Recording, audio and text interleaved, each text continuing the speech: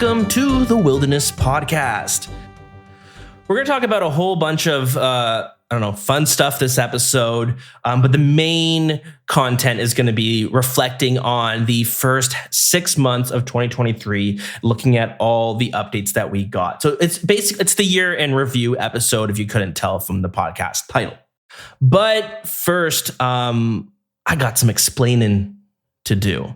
Guys, it's been a while. It's been like 4 months since we last spoke. I feel really bad. I didn't mean for it to take this long of a break. It just sort of happened. And it also felt like well needed as well. Last time we spoke, it was during Desert Treasure 2, which was, gosh, what a big quest. And came with it was 4 bosses, and I've had some time to spend a little bit more time with them as well. But, I was staying with family. We go visit family about twice a year, and we stay there for almost a month, sometimes longer, sometimes shorter. Just because, we made this big move out east 2 years ago, and we have the first grandkid on either side. So we feel a little bit obligated to go visit them as well. Grandparents want to see their grandkid. And it's always nice to see family, but it does kind of makes my routine a little bit more challenging. I do bring my whole computer set up because I have to work while I'm there.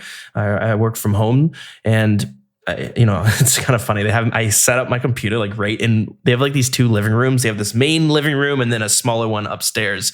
And I usually set up upstairs and get my whole computer going there. And normally I can just kind of keep plugging away, business as usual, with maybe less time available because you gotta kind of have to see family. You can't just hole yourself up and play RuneScape every single night, just hiding away from everyone, as much as I would love to do that. So anyways, I don't know what happened. They just decided to start using that living room more. So I'd be playing RuneScape with my really loud ass mechanical keyboard, and they're just watching TV in the background, and it's a little bit uncomfortable. I should probably not play RuneScape. I feel like I'm 16 years old and just ignoring family while I'm gaming away. But hey, it is what it is. So I was visiting family during the last podcast, and I figured, you know what? I'm going to take a little bit of a break, maybe a couple weeks, just because things were a little bit chaotic and don't have as much time as I used to. Being a parent's tough. You lose so much time. It's great. You just have very little free time where you can kind of selfishly do whatever you want.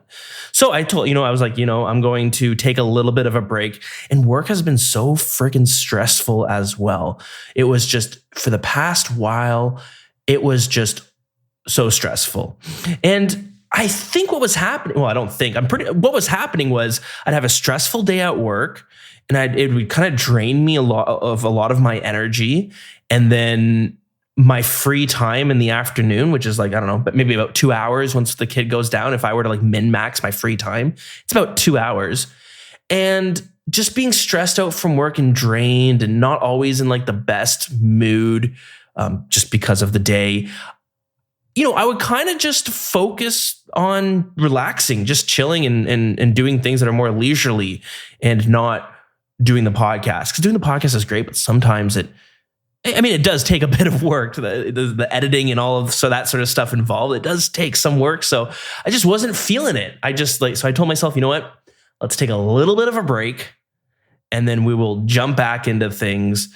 When this is the problem. I don't know what I was thinking. I just thought things were going to work out on its own without me having to do a whole lot on my end, which wasn't true. Because work didn't stop being stressful. It just kind of stayed the same. And it was I just was never in the mood to record the podcast. And I felt bad too. I was I should put a small recording out, just kind of being hey guys, taking a little break. But then I was I don't want to commit to a break. Next weekend, I'm going to record a podcast. I'm going to do it. And then the weekend came, and, all these errands and stuff came up, and I was next weekend. And that just kept happening until 4 months went by. And I was holy crap.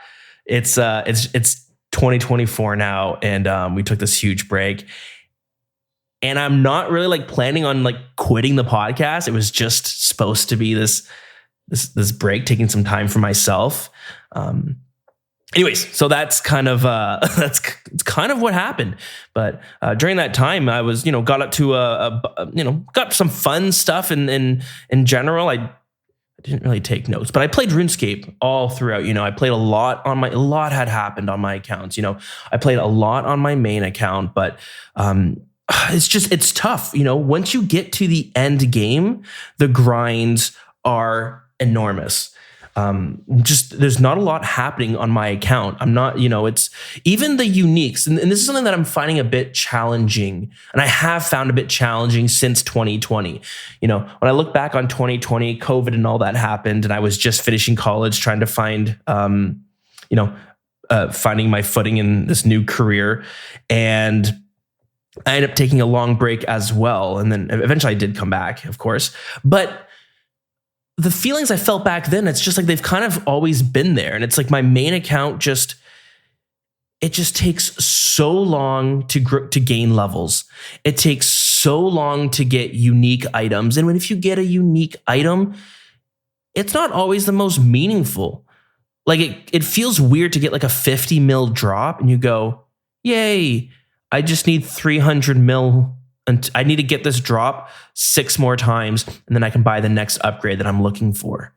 And it's like, man, that takes 6 more times I have to get that drop. It took me forever to get that one drop. So stuff like that just kind of happens when you get into the end game. And it's still fun. It's great because you get the freedom to do like any piece of content.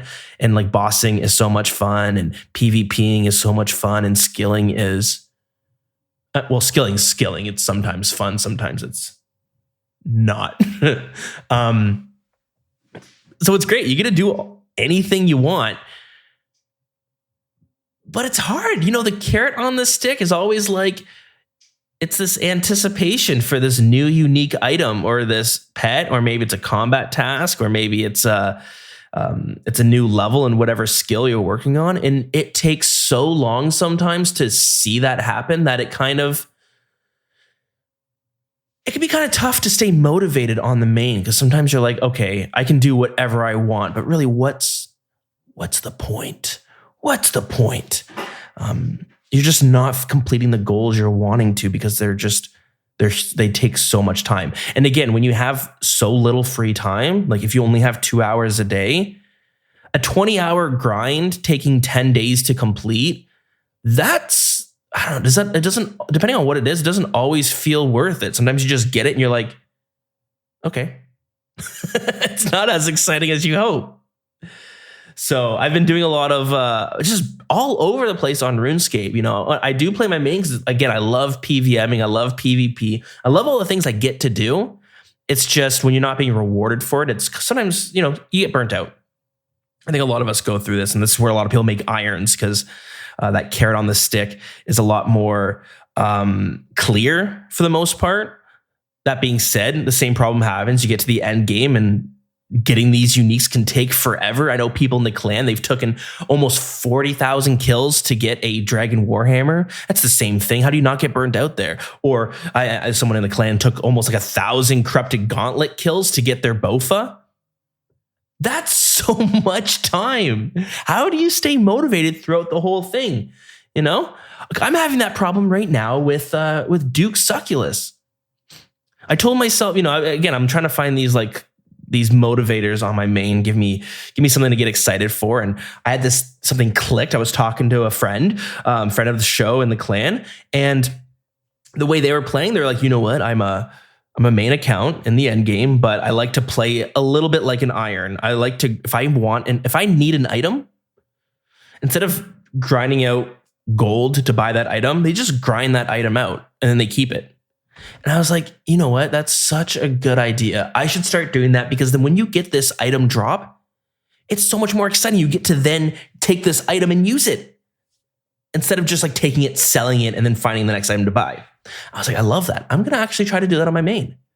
Now, here's the problem. My first goals were the freaking Desert Treasure 2 bosses. That's not a good idea. Don't do that. Because The Desert Treasure 2 bosses, they came out with this new drop system. I think we've talked about it last episode. I can't quite remember, but they made it so that the drops are more consistent, which isn't necessarily a bad thing. They made it so that, and they've done this a few ways. We see it with Abyssal Sire, where you need to get 3 bludgeon pieces before you get the item. So you have to get this drop 3 times to get the bludgeon, instead of just getting the bludgeon as its own drop. And the way they do it, the reason they do it is just to make it more consistent. Instead of having to grind a drop that's like 1 out of 900, you just have to grind a drop that's 1 out of 300. You got to do it 3 times though. So it's a way they're kind of like making these drops more consistent, which is good, because if you go dry, if you're going 1,000 corrupted gauntlets or 40,000 shaman kills without seeing that item, that feels awful. At the same time, it's like this. I have this problem. It's a psychological problem, knowing that you're probably going to have to go on rate to get the item. You're not going to get spooned. You're most likely not going to get spooned not going to get lucky and get it early. You'll probably have to get close to the actual drop rate, which feels bad when the drop rate's really high. And that's what I'm finding with the Desert Treasure 2 bosses. It's like, to get the ring, it's like 1 out of 700 kills. And to get any unique, they're all really high up there. So it's like you're expected to kill the boss 700 times, which is a lot. That's a fucking lot of kills. Holy shit. I mean, a lot of us do eventually get to those kill counts, but we do it, like, for me, it takes me a long time to get there, because I'll do, like, I don't know, let's say in a year, I'll do a couple hundred kills of whatever boss, because I bounce around a lot. I'll do some Zulrah, I'll do some Vorkath, I'll do some Sire, I'll do some Dagannoth Kings. So over the course of a year, maybe I'll get 300 kills in each one of those bosses, because I'm bouncing around so much. I get burnt out from a boss really quickly. And it's hard. It kind of fucks me up knowing that you're like, with Duke Succulus, I'm at 200, or I'm almost at like 300 kills. And I'm sitting there being like, I haven't really got much money from this boss. It's fun-ish, but after 300 times doing it, the fun's gonna kind of wean off a bit, right? But then I know that I have to kill it 300 more times, to get the expected drop rate. Like, I'm only not even halfway there. And it's like 300 times before I get something to get excited about. Yeah, I'm going to do these 10 kills later, because I don't really feel like doing it right now. So that's the hard part. It's a little bit tougher. And it's something that we'll talk about later on in this episode as well. But hey, I'm still playing a ton of RuneScape, because when I'm getting bored of the main, of course, I bounce to one of my other accounts. I have my pure that I like to go PKing on. It's a lot of fun. It's basically a finished pure. I love playing that account when I'm in the mood for one defense, glass cannon PvP. And then I have this skiller UIM, which is this skilling. It's like I always call it, it's like a puzzle account. Like, anything you need to do, it's this puzzle you got to figure out the solution to. So, and all I do on that account is skilling. Skilling isn't always the most fun, but when you're doing skills as a means to get to that goal of yours, it's like less bad than it is to just like, I'm going to wood chop for fun. So the skilling account, everything's a lot slower, but it's kind of fun if I feel like planning out. If I want to spend my evening with some spreadsheets open and 20 different Wikipedia pages open, trying to figure out how do I get from X to Z. So that's always fun. And then I actually started playing a lot more of my combat only account. So it's like on the opposite spectrum of the UIM, where it's just this Iron who only does combat. It's called an 807 account, which is fun because it gives me that thrill of playing an Iron and grinding out unique weapons and that sort of stuff without having to worry about, some of the more tedious parts of playing an Iron. There's a few things that prevent me from. I do have a regular Iron Man account, but I don't really play it too much because I don't have play it ever, I should say, because there's just a few things that don't really excite me about it, and things like resource gathering and questing and all this sort of stuff. It kind of makes me not want to play it because I know, I don't know, there's just a lot of maintenance on a regular Iron account, and I don't really have the time nor the desire to do it. So playing on something that's like a combat only account, you do have other maintenance type of stuff you have to do, but it's just different. It's completely different than playing a main account. It's like playing, I don't know. It's like when I play, I'm trying to think of an RPG game that I play where I'm like, I'm going to play it again and make a new build, and it's going to be kind of wacky. Or maybe it's like Magic the Gathering. If you're playing Magic the Gathering and you want to make a cool deck, so you make it like some cool gimmicks and you just make it work. You have this like cool theme to it. It might not be the strongest, it might not be the most effective, but it's fun to play, and you got to create it and you figured out how to make whatever thing you're trying to make work. So that's been a lot of fun. I've been playing that a bunch. And then when Leagues 4 came out, I played it. I played it a ton. That really revitalized things because I was feeling a little bit burnt out on my main, and it really got me excited. And I played it. I played it so much, and then I hit a point and I just logged off and never played it again. It's so funny. I'm probably going to talk about this again, but when we actually sit down and visit, when we sit down to look over all the updates this year, we'll talk about more about the Leagues thing. But my goal has always been for Leagues to get to rating. I've never got to PVM on Leagues because I always get bored and burnt out for it's the tasks. The tasks I find are super boring sometimes. When you hit this wall where all you're doing is grinding out, essentially you're just grinding out achievement tasks. It's not the most fun. So anyways, I sat down, I grinded them out. I got raid ready. I was getting really far into it. And I said, I want to start raiding on this account.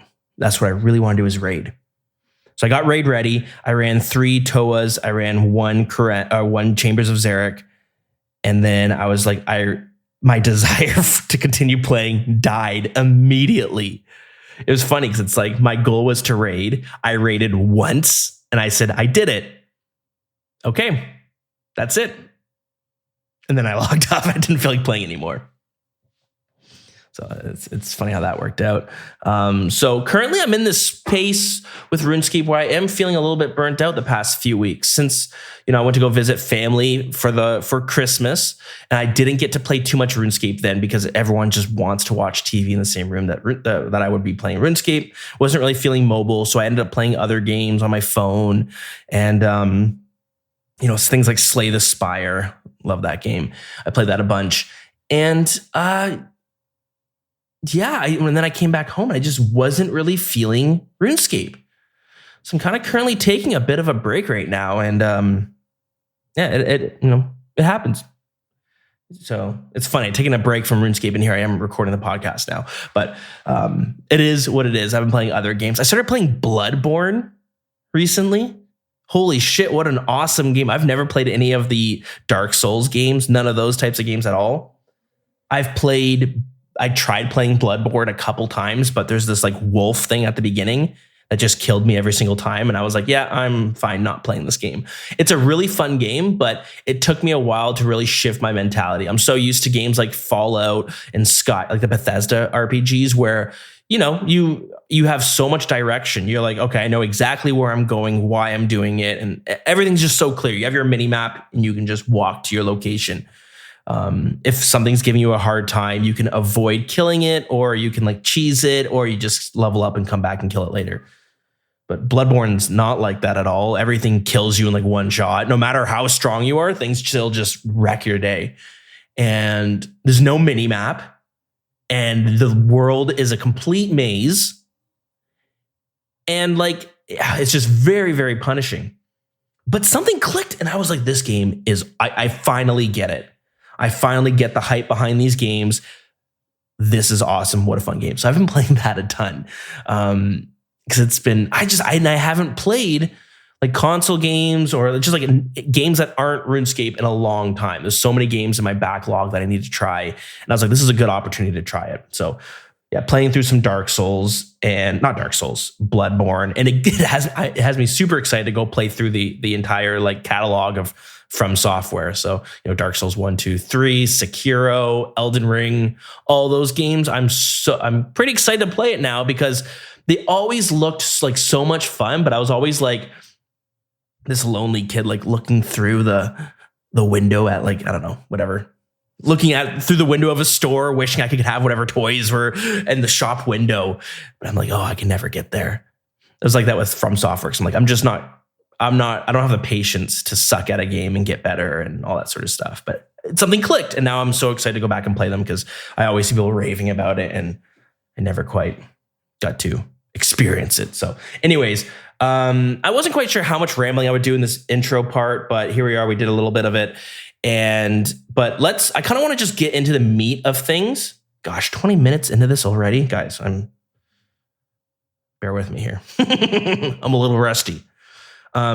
So this episode and actually next episode, where I'm going to be sitting down with a friend of the podcast, actually, a friend of the show is going to be joining, and we're going to be going over 2023's significant updates. Because we did get we got a ton of stuff this year compared to like some of the previous more recent years. So we're going to sit down, go through a bunch. And, at first I was thinking like, you know what? I was actually planning to actually solo this entire episode, but then I was like, going through the updates, I realized I haven't been paying the most attention in the past few years. Like there's some updates that I like I don't go on Reddit or Twitter that much anymore. I never really went on Twitter, but so I don't really like listen to a whole lot of like YouTube channels as much as I used to. So I miss a lot of like the experts diving into stuff. And then I was like, you know what? Let's bring someone else on to help me tag team this. So we did. So without further ado, let's get into the first half of 2023 significant updates. We're going to be looking basically at what was teased at the Winter Summit. And we'll be talking everything up until Desert Treasure 2. And then next episode, we will start off with Desert Treasure 2 and bring it on home. Maybe even look forward to 2024 as well. Because, this game has... Are we in the golden era of RuneScape? We keep saying that, but I feel like we are. Or maybe there was like a golden era. It dipped down for a couple years because of COVID, and now we're back, and it's still super strong. We hit a new peak milestone for player count, like how many players are online. I think we were over 200,000. What the hell's going on? Why are so many people play this goddamn game? this point and click medieval kids game. That's hilarious. But yeah, this game is just it keeps trucking on, doesn't it? Okay, let's get in.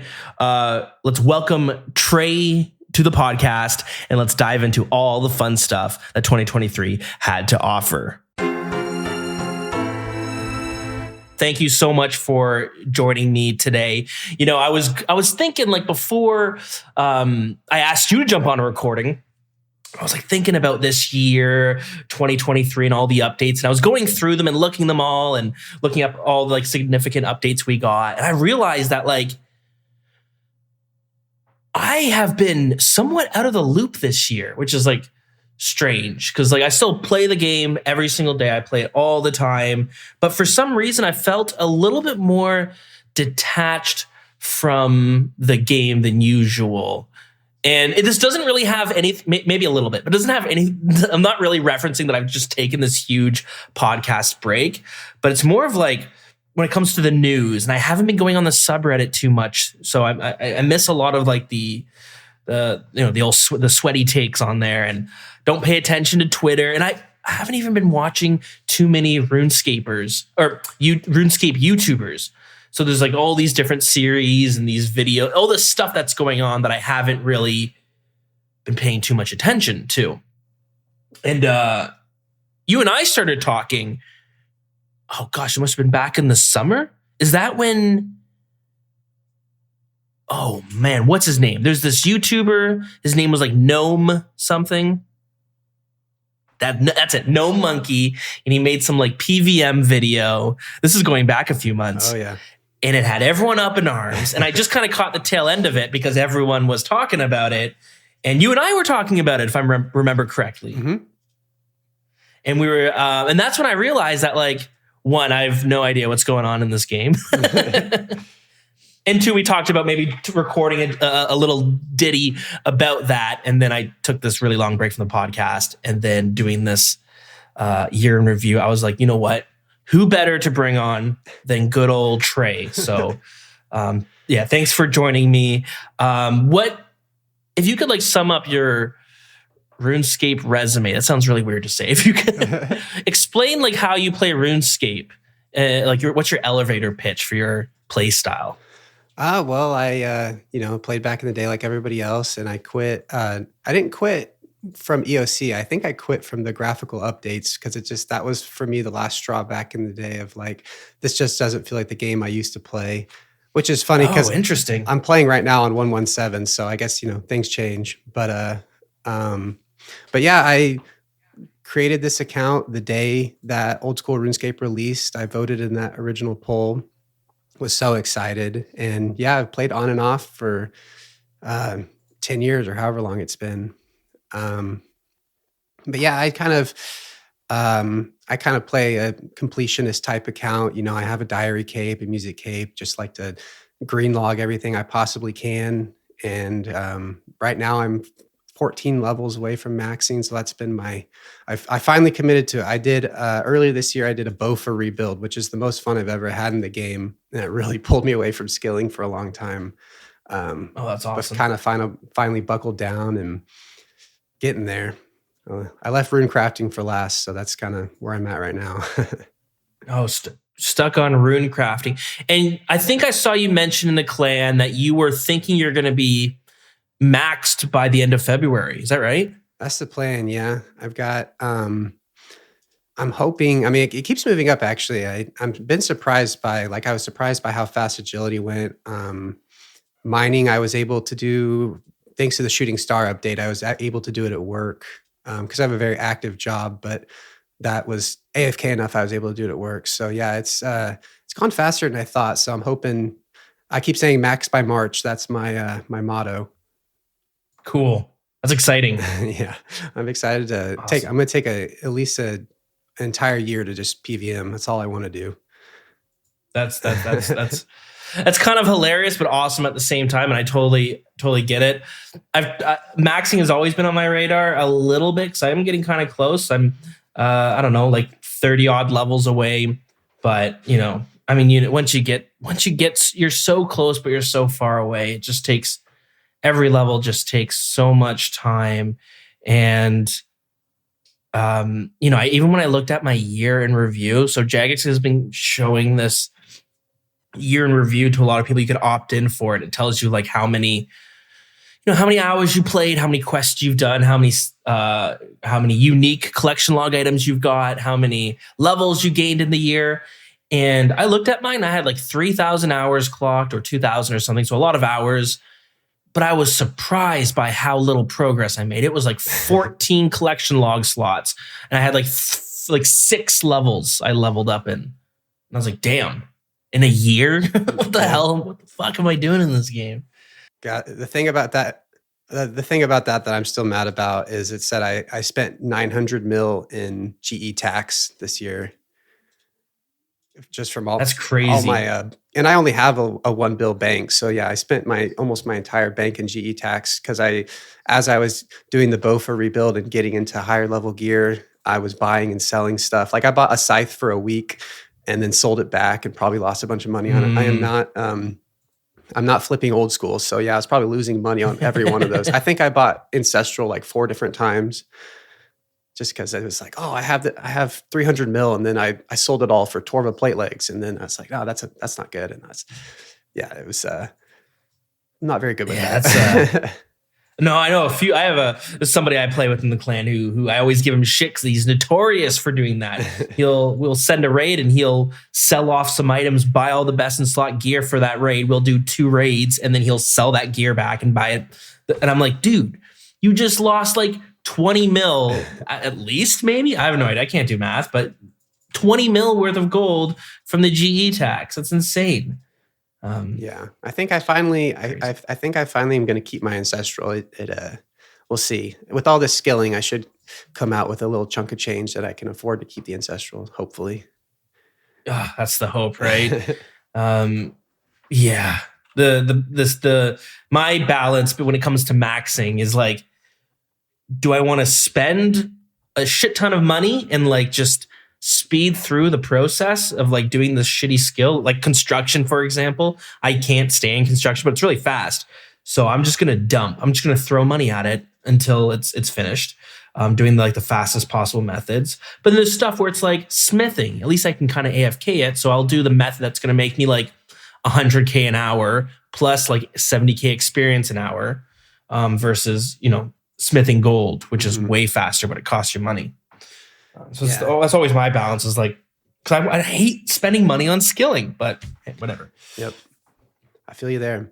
Anyways, as much as I would love to talk about like the process of maxing, we have a ton of stuff to talk about today, because we're looking at like all the updates for the year. We're taking a look at 2023, and seeing how it did when it comes to updates. Because I always find that like it feels like a great year, and then you put it on paper, and sometimes it doesn't. Sometimes it looks even better. In the past, like we had some like really rough years where you'd look at it, you're like, this is all the updates we got. It's pretty sad. And normally I would do like a survey for people to vote on the best PVM update, the best skilling update, the best quality of life, all that sort of stuff. But, I'm coming back from like a 6 months break, so we're going to skip that because we're already a little bit late on this one. We're already into January. But, it is what it is.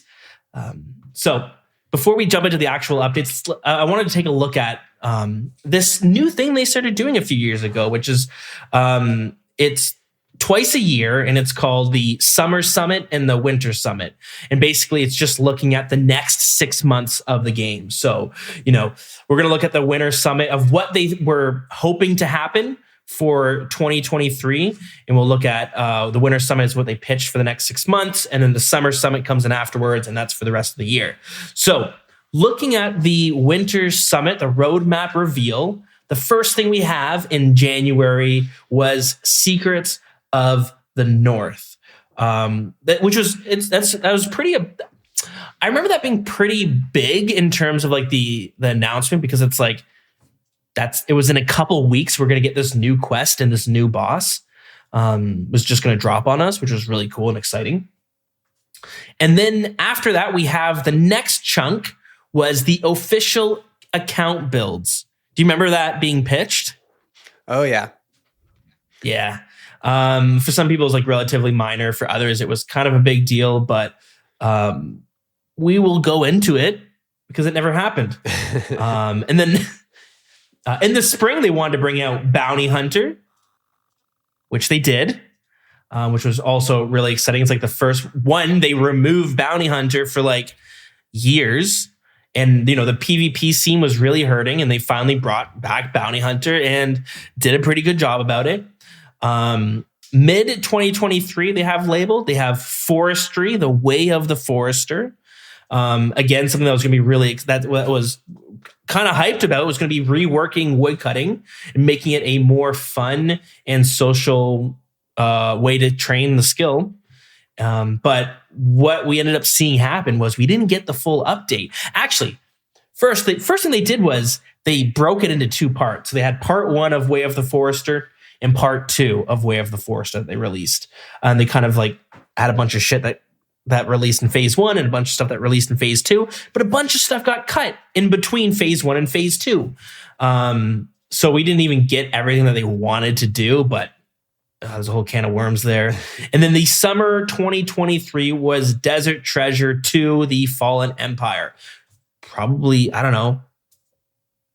I feel like that's one of the biggest updates we got in this game. This was like the update of the year. For sure. How do you feel it compares? Oh, I mean, it's 100% the biggest update of the year. Yeah. And the best update of the year for sure. Mm-hmm. But I don't know if it was the biggest announcement, because the next one they announced was voting on a new skill to be brought into the game. which is crazy. They've tried to do this a few times now. They did it with first it was sailing, and it just barely failed. It's a few percentage off from passing. And then they pitched the idea of like the artisan skill, which was like Slayer, but for skilling. So you'd be like, you talk to your artisan master, you'd be like, craft me 200 oak longbows or something like that. Didn't end up passing, or honestly, I don't even remember it being voted on, but anyways, didn't work. And then they brought out warding, which was like probably their best pitch on paper. And I was super excited for it, but then but it failed. And now I look back on it and I'm kind of glad it failed, because I think I would have regretted it coming into the game. But that's my thoughts. How did you feel about warding when they had the whole skill built out and they pitched it? That's just hard. I mean, to jump ahead slightly, the taming ran into the same problem of it. People just can't get out of the shadow of summoning anything that has anything to do with expanding combat, having any other kind of mechanisms with, any like extra creatures or anything. It just, everybody's going to compare it to summoning, and you're going to get a lot of like spite voting on it. I don't remind me of exactly what the like elevator pitch for warding was. It was basically like, you have smithing for melee armor, you have crafting for ranged armor. Warding was going to be a way to make magic armor, but it was also going to be like you could break down armor pieces to get like, let's say you made an adamant plate body, you could break it down using some method that would give you warding experience and give you back some like adamant bars or addy ore or something. So a way to like get back some supplies and stuff. Okay. It was kind of all over the place, but it was like really grounded in this like crafting magic armor. Okay, I'm thinking of Invention then from RS3 that people were comparing it to then. But I mean, I think a lot of almost all of the skill pitches, including the ones that have failed in the past, it was a lot of people, it gets compared to RS3, and then, we don't want that in this game. And you just have that conversation will always come up with the new skill, and it's still going on with the new skill and I think there's just, I don't know. I mean, this is a different game, and they released a couple of updates this year that were straight from RS3, and they, made them their own. They made them old school, and it's just kind of a bad mindset to have if anything has any relation to RS3 to just hate it on sight. It's true, and because like there's so many things that I don't even realize come from RuneScape 3 until you're like, I don't know, I'll just like stumble across stuff like the T-bow is apparently ripped off of RuneScape 3. I would never have thought that. But they have like this Hex Hunter bow, I think it's called, and it scales on their magic accuracy or something like that. So it's like kind of similar. And then there's like the chambers of the Augury and Rigor. Both of those are in RuneScape 3. There's like a whole bunch of things that like we pull from it, then we like maybe change the name so we don't realize it. So it's interesting, but Well, and I was talking to one of my friends, and they were talking about how they thought the final boss of Tombs of Amasket was going to be the Caliphite King. And then somebody said, oh yeah, that's a boss in RS3. And I was like, well, that's exactly why they couldn't call it that then, because then it would just immediately get compared to that. True. Yeah, that's a good point, because even looking at Ulm, I haven't done this fight, but I've watched videos on it. It looks so similar to the Queen Black Dragon. The Queen Black Dragon's like this head that pops up. She shoots these like different special attacks. I'm sure the fights are quite different, but I think there's a lot of inspiration pulled from it. That's so funny. I've thought of certain pieces of new content for old school, and I thought I had a cool new idea of Queen Black Dragon, and that's it's an RS3. Okay, yeah, it'll never happen. They have another. What was it? They have like the Dagannoth matriarchs or something like that. Wow. So like, I honestly, I don't even know what that is. I've just heard it. They got some cool ideas. RuneScape 3 does some cool stuff. They just released this year a new skill called Necromancer, and I haven't tried it, but I've watched videos on it, and it looks insane. It looks really cool. Anyways, go watch a video on it. Yeah. It's fucking awesome. But again, RuneScape 3 can just do that sort of stuff. They can really do these out there ideas and spend a lot of time to make them work or make them fail. They can just do whatever they want. Anyways, that was the Winter Summit, looking at the first 6 months. And then we have the Summer Summit that happened afterwards, where we saw in the first chunk, we got Dead Man Mode Apocalypse dropping in August. This new Dead Man Mode, they're bringing it back and they're making it crazy, which is cool. I love Dead Man Mode.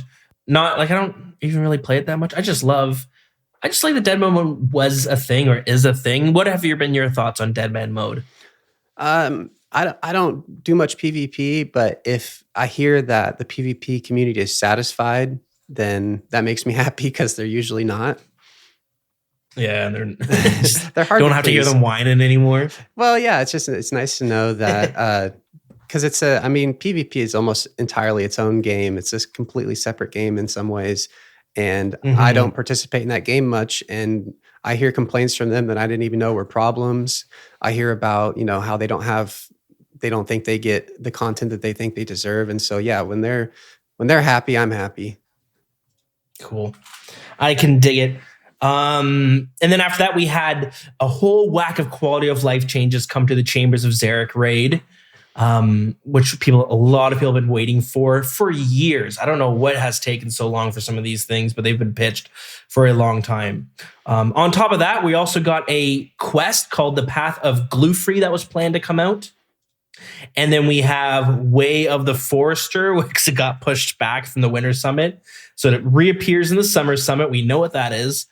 The Halloween event they've added in there, which makes me worried because like for the seasonal events these days aren't great, and you add them to the Summer Summit, makes me worry that you're just trying to like find things to fill out. Yeah, I remember when they I watched this live stream live and they put up that empty board and it was like, oh my gosh, there's so many of these squares. I'm so excited. Yeah. And then when you saw the Halloween event and the Christmas event fill up entire squares, and then Dead Man and Leagues are different game modes. So it's like it just kept like whittling down the actual like new main game content.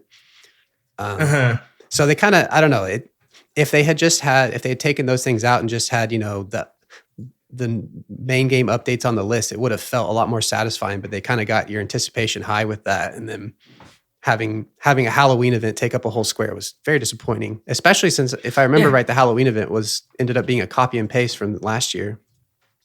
I didn't even do it, and I'm pretty sure, right? That's what I heard too. I haven't done it though, so honestly, I'm sure if there's any differences, I wouldn't even. I don't know. I don't know of them. And then the next square we got, as you mentioned, is Leagues for Trailblazers Reloaded, and then we got the Christmas event and mid-level, and then something called the mid-level PVM update. I don't know what the hell that is. That was so vague. So that was the rat boss. Do you remember seeing anything about that? Right. So something that's been pitched.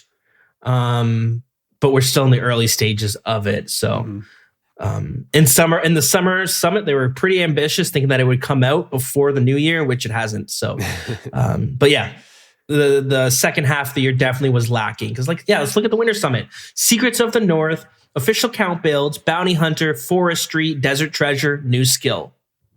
That's the Winter Summit. Summer Summit, Dead Man Mode, which is a different game mode, as you mentioned.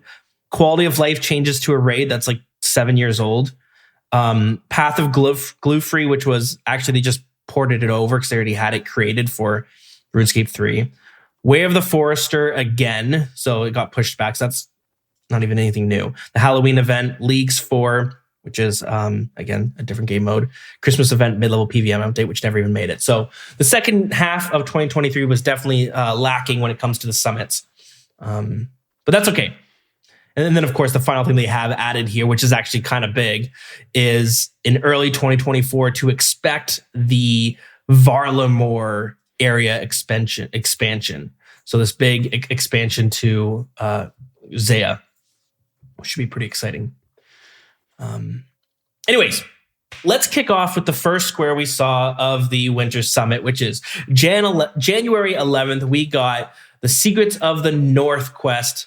brought into the game. And with it, we got a whole lot of fun stuff. We got the Venator bow, this new bow that does hits multiple enemies. We got the Ancient Icon Scepter, which gives you a buff to all your ancient spells. The Saturated Heart, which is basically the divinity version of the Imbued Heart.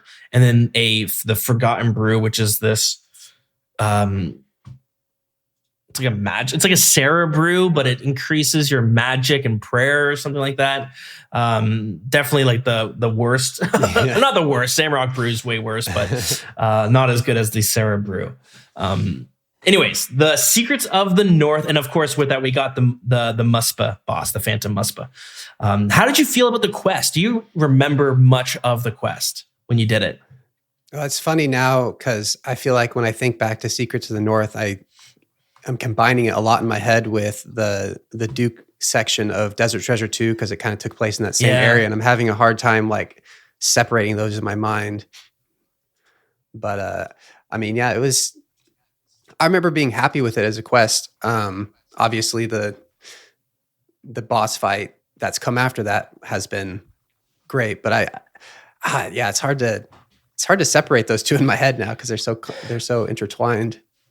Yeah, and they're kind of similar in the sense where it's like a lot of like puzzles, and although a lot of quests we get them, but the main thing I remember was like there was 2 Majoric characters that you were kind of walking around with throughout the quest, and I remember their banter was pretty funny. Like I kind of enjoyed it, and I was like, this is a decently well-written quest. Every now and then we get a quest, and I'll try to read. Like I found a Kingdom Divided quest. Trey, I'm sorry if you enjoyed this quest, but I found that quest to be just like not good. I wanted to like it so bad, but I've done it twice now, and I've tried to I read the dialogue and everything. It's just so much running around, and I just found it was so wordy that like it just wasn't well written. I remember thinking like this is just too convoluted, and like these people are talking not like how humans would talk. So every now and then we get quests like that anyways, point is I remember really enjoying Secrets of the North and thinking it was such a great quest. And then of course we got the Phantom Muspa, this like weird worm looking creature thing. Have you had much time with that boss? Yeah, I've got about 500 KC there. Wow, not bad. Yeah, I love Muspa. He's the next in the line of what I called the blue collar bosses, which is like Zulrah and Vorkath. Because you've got your God Wars, which is kind of like you're playing the stock market, but the blue collar bosses are you show up for your shift and you get paid fair, honest wages. And that's what you're going to get paid when you show up. That's so good. I love that. That's so true, and it also makes like the bosses like. They're great money. It's great, honest work, but it can be a little soul crushing sometimes because you're just like clocking in. Yeah. That's how I feel. Like you're just having to punch in and punch out. No bonuses, or the bonuses are super rare. Muspa's interesting. I've done all of my kills Bofa only, and it's another one of those bosses where it has kind of a phase where you're supposed to range it and a phase where you're supposed to mage it, and either through the maging being too hard to actually have enough gear to hit through, or having to fill up too much inventory with the proper mage gear, unless you have a shadow, of course. It's usually just more efficient to just range it. And then sometimes during his mage phase, you'll have some pretty long mage phases where your Bofa isn't hitting, but it's still in the end kind of works out to be longer. And that kind of stuff always it's a little sad because it's like you're not, I don't know, there's part of you that you feel good, that you feel like you're kind of getting one over on them, and you're finding a new meta that they didn't anticipate. But the other side of it is, you're not doing the bosses they intended with, switching gear and stuff. I'm excited, maybe 2025 or whatever, whenever I do get a shadow, I'm excited to go there and try it kind of as intended and see how much better it is. But, in addition to that, you have the unique, the smite phase of the Muspa, which is really cool. It's really fun to add that in. As someone who never PvPs, I was like, smite, what's that? And kind of taught me about that. And when we get to the wilderness bosses, I can talk about how I learned the hard way about what smite does. Okay. But no, I love the must have fight. That's definitely very high up on my list of my post max green log, journey. That's interesting because like I have not spent much time there at all. I've done maybe 30 kills, if even that. So I don't really enjoy the boss, and I think part of it is that I don't really enjoy the bosses when you don't have any uniques you're really hunting for. Like, yeah, you can go for the Venator shards, but you're just there for the collection log slot. It's like Vorkath, where like, yeah, you could go for like the Visage, but it's so rare that you're gonna be there forever. So it's like, whatever. So anyways, I haven't done the boss a whole lot, but I think you're right, and we've seen this with a lot of bosses this year that. It's like they add bosses now and they're like, we want to teach you how to do something. Like this boss is going to be a way to learn something, whether it's like smiting something or, freezing the boss and moving back and having to attack it or like just like weird stuff like that. And we saw that. I feel like we see that with the Desert Treasure 2 bosses, which we'll get into. With it came a cool bow, the Venator bow. It's not really super well used and it's not really used in a whole lot of spots. It kind of got the gold value of it did increase when Desert Treasure 2 came out because people found that it was good on one of the bosses. So naturally it got a little bit more expensive, but I don't know. Any thoughts on the Venator bow? It's like this, for me, it's like this cool bow, but it doesn't have a whole lot of uses. I like the idea of it. Yeah, it's cool. I mean, I think for a lot of people, it's kind of it's almost a replacement for Barrage Slayer tasks. If you want to get some range XP instead, you can, like, I know it's really great for like Abyssal Demon tasks. Cause if you've ever tried to like barrage Abyssal Demons in the catacombs, they're teleporting around and stuff, but the Venator bow will just kind of zip around and hit all of them. So it's kind of fun for all of that, but it's, I think a thing a lot of people generally complain about is when you have a, kind of mid to high level boss that drops an item that is mostly used for low to mid level things.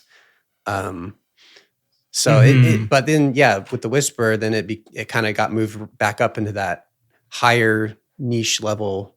But I hope it gets more uses for it. It's a cool idea. We see it, and this game has so many side upgrades. Like I'm in so many different like MMORPG communities, and I do watch a lot of like MMO YouTubers because I played a lot of MMOs growing up, and I like to keep an eye on like what's coming out, even though I have no desire to play anything new. And one thing that like a lot of games try to do, but they just can't do it like RuneScape does, is like this horizontal progression where, not many times do we get an item that's like the new definitive best in slot. It's like usually niche. Okay, it's good for like these handful of scenarios. Which is nice. Moving on to the next, January 23rd, we got the first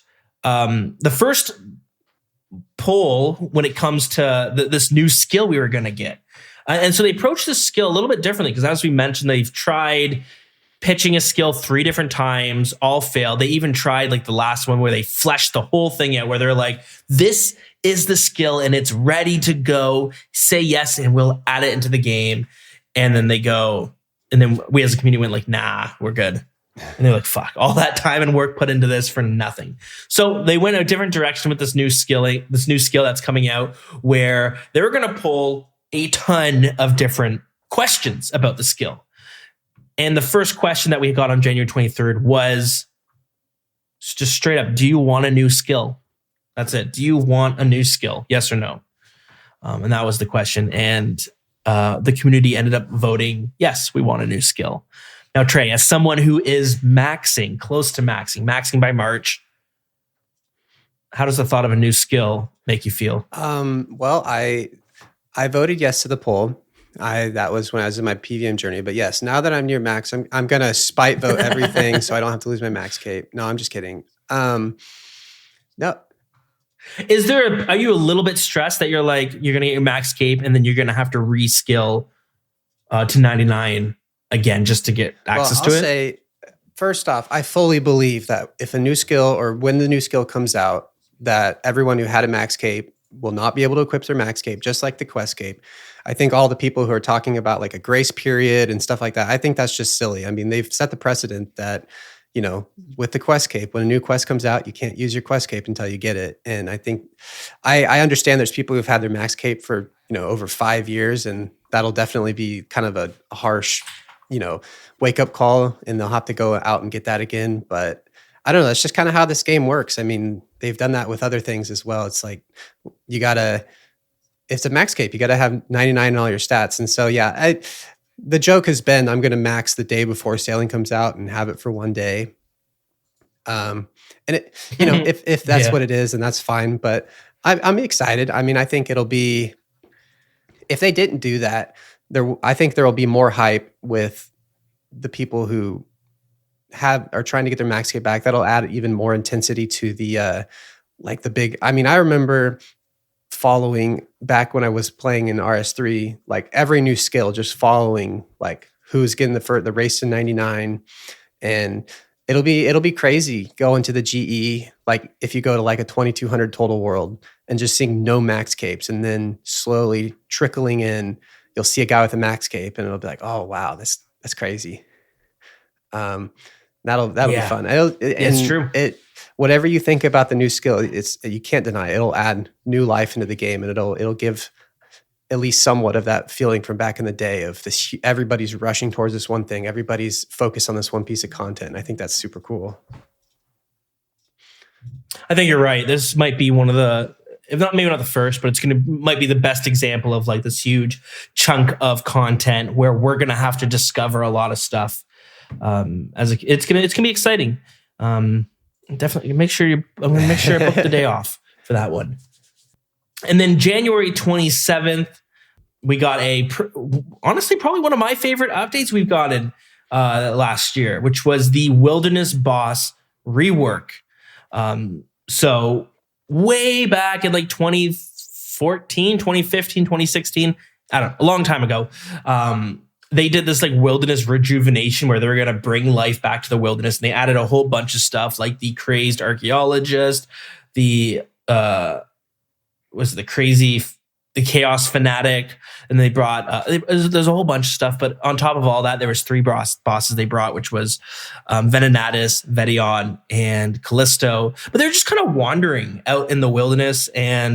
But the idea was like they were a little bit hard to kill, but the loot they dropped was going to be worth a lot. And then hopefully we're going to get like people out there PVMing so PKers can get them and yada, yada, yada. What ended up happening after a while is people found ways to lure the bosses and get them stuck so you could basically AFK the bosses and never take any damage. I did it for all the bosses for a while. I did hundreds of kills of Callisto, and I did like 1,500 kills of Venenatis, like getting them safe spotted.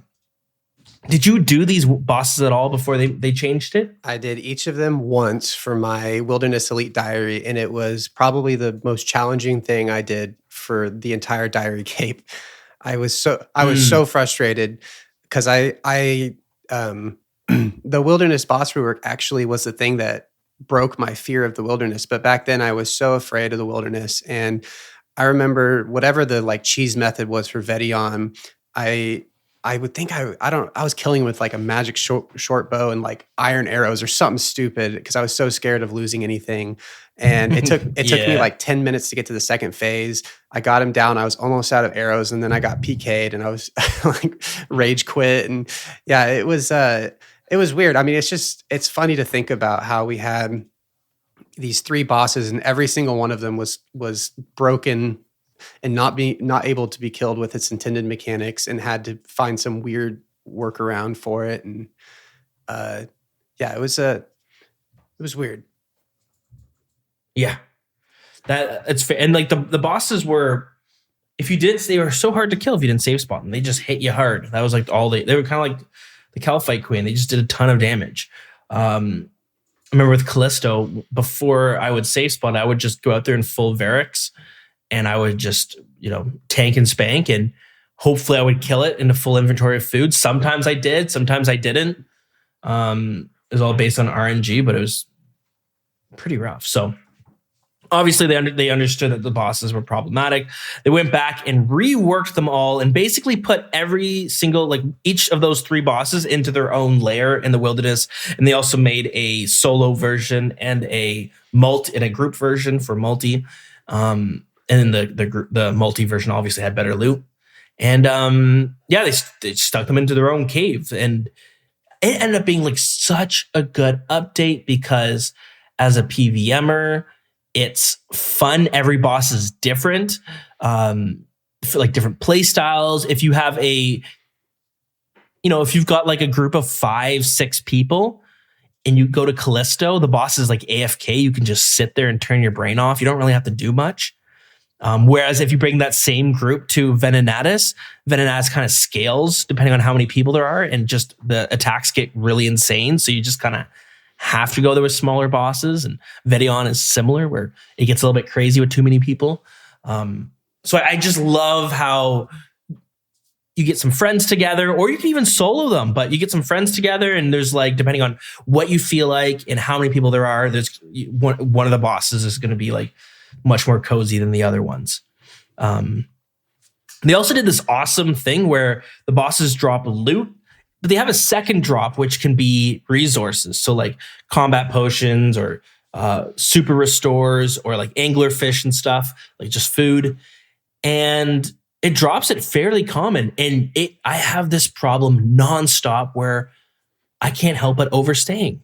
You just get so much food. You're like, I don't need to bank anymore. And next thing you know, you get PK'd and you get killed for like 2 mil. One more, just one more.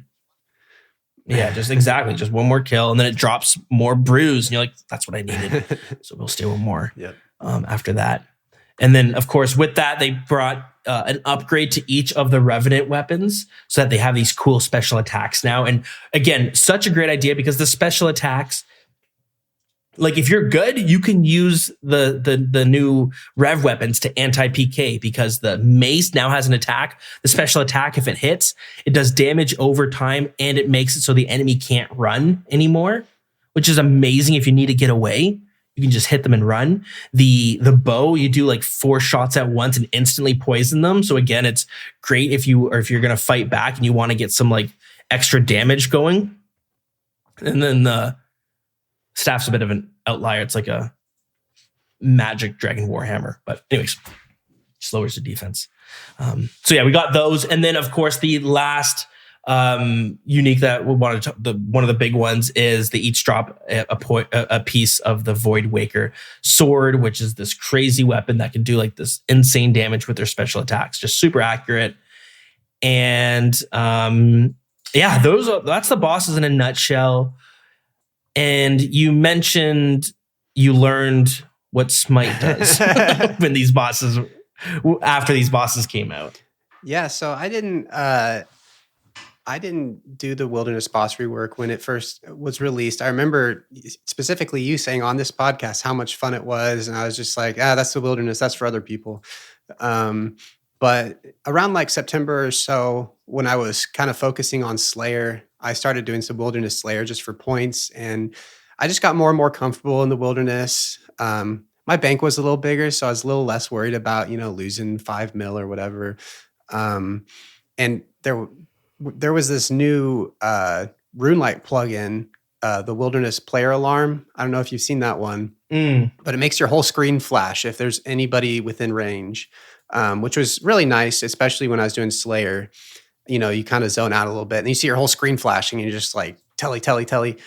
Yeah. Which doesn't always work, but it was nice. So the combination with that, and I got membership on just my basically 0 level Iron Man. So I did it in the most like lame way possible, where I had my Iron Man scouted out, and if I saw any flashing on my screen, I just telly immediately. And I learned over the course of time that wasn't super necessary, because it was mostly just people looking for a world. And then you kind of learn to, in a second, see if they're a PK or just another person. But yeah, I got super comfortable with the lower variants, and even did quite a few soloing the multi variants. I would I would get up an extra hour early in the morning before work. And so it was like 4 a.m. And then, so that was when I would do the multi-levels because that, PKers were still sleeping. And then when I got home from work, I'd do the lower level variants and had a lot of fun. Got spooned a Venenatus pet, which is the one I would have picked to get, which is cool. But yeah, I got so comfortable to the point where I watched Mr. No Sleep's video on Vedion, and he was anti-PKing all these people, and it was basically just take a Void Waker and Void Waker spec him, and half the time you'll just get a free kill. And I was like, oh, that's easy. I'm getting comfortable. I can do this. And so I took my Void Waker in, and somebody came. I was doing a few kills, and somebody came down in the cave with me at Vedion. And it was just like low level, and she just waited until I finished my kill. And then the second the boss respawned, she like spec'd it to get the, because it's single combat. So she took the kill from me, and I was like, oh, this noob doesn't even know what's about to hit her. And so I literally went to my settings, I turned off PK skull prevention, and I Void Waker spec'd. And the second I did that, 3 other people dropped in, and then I just got immediately. Yeah, I got mobbed and smited, lost my Void Waker back when it was 170 mil. And yeah, so that was a hard lesson to learn. I'm sure that's probably one of the oldest tricks in the book that seasoned PKers know all about, but that was a first for me. Okay. So that all happens, you die, you appear in Lumbridge or wherever else your respawn is. But let's pretend it's Lumbridge because that's classic. Yeah. Like, do you remember how you felt? Do you remember how that night continued on afterwards for you, like on a personal level? Yeah, I remember that in our, in the clan, it says, Trey Blog died in the wilderness and lost, it was like 176 mil. And I just remember just staring at that. And I went out, I just kind of logged off. I went out on dinner with my wife, and the whole dinner, I was trying to like kind of explain to her, like, I was like, well, okay, so, if you're going based off of bonds, a mil is worth like $1. So like I lost like $170 worth in this game. And like I was like, I'm really bummed about it. And, she's just kind of, nodding along. But my main intention coming off of that was like, I got to get right back on the horse. So I went right back out and started doing the wilderness bosses again. I finally broke off of that just to get back on the maxing grind, but I really enjoy the Venenatus fight. I really enjoy the Calvarion fight. A little later in the year, kind of right around when I started doing the wilderness bosses, they did some tweaks. And the tweak they did to the RDO / Callisto was kind of weird. They made it so that you didn't get an automatic freeze like you used to. So you actually have to take along some mage gear for switches on the freezes. And so I think of all 3 of them, that one, at least solo, feels the weirdest. But I think the other 2 are super fun. And I'll sound like a broken record, but that's also on the list of post-max stuff I'm going to go back to.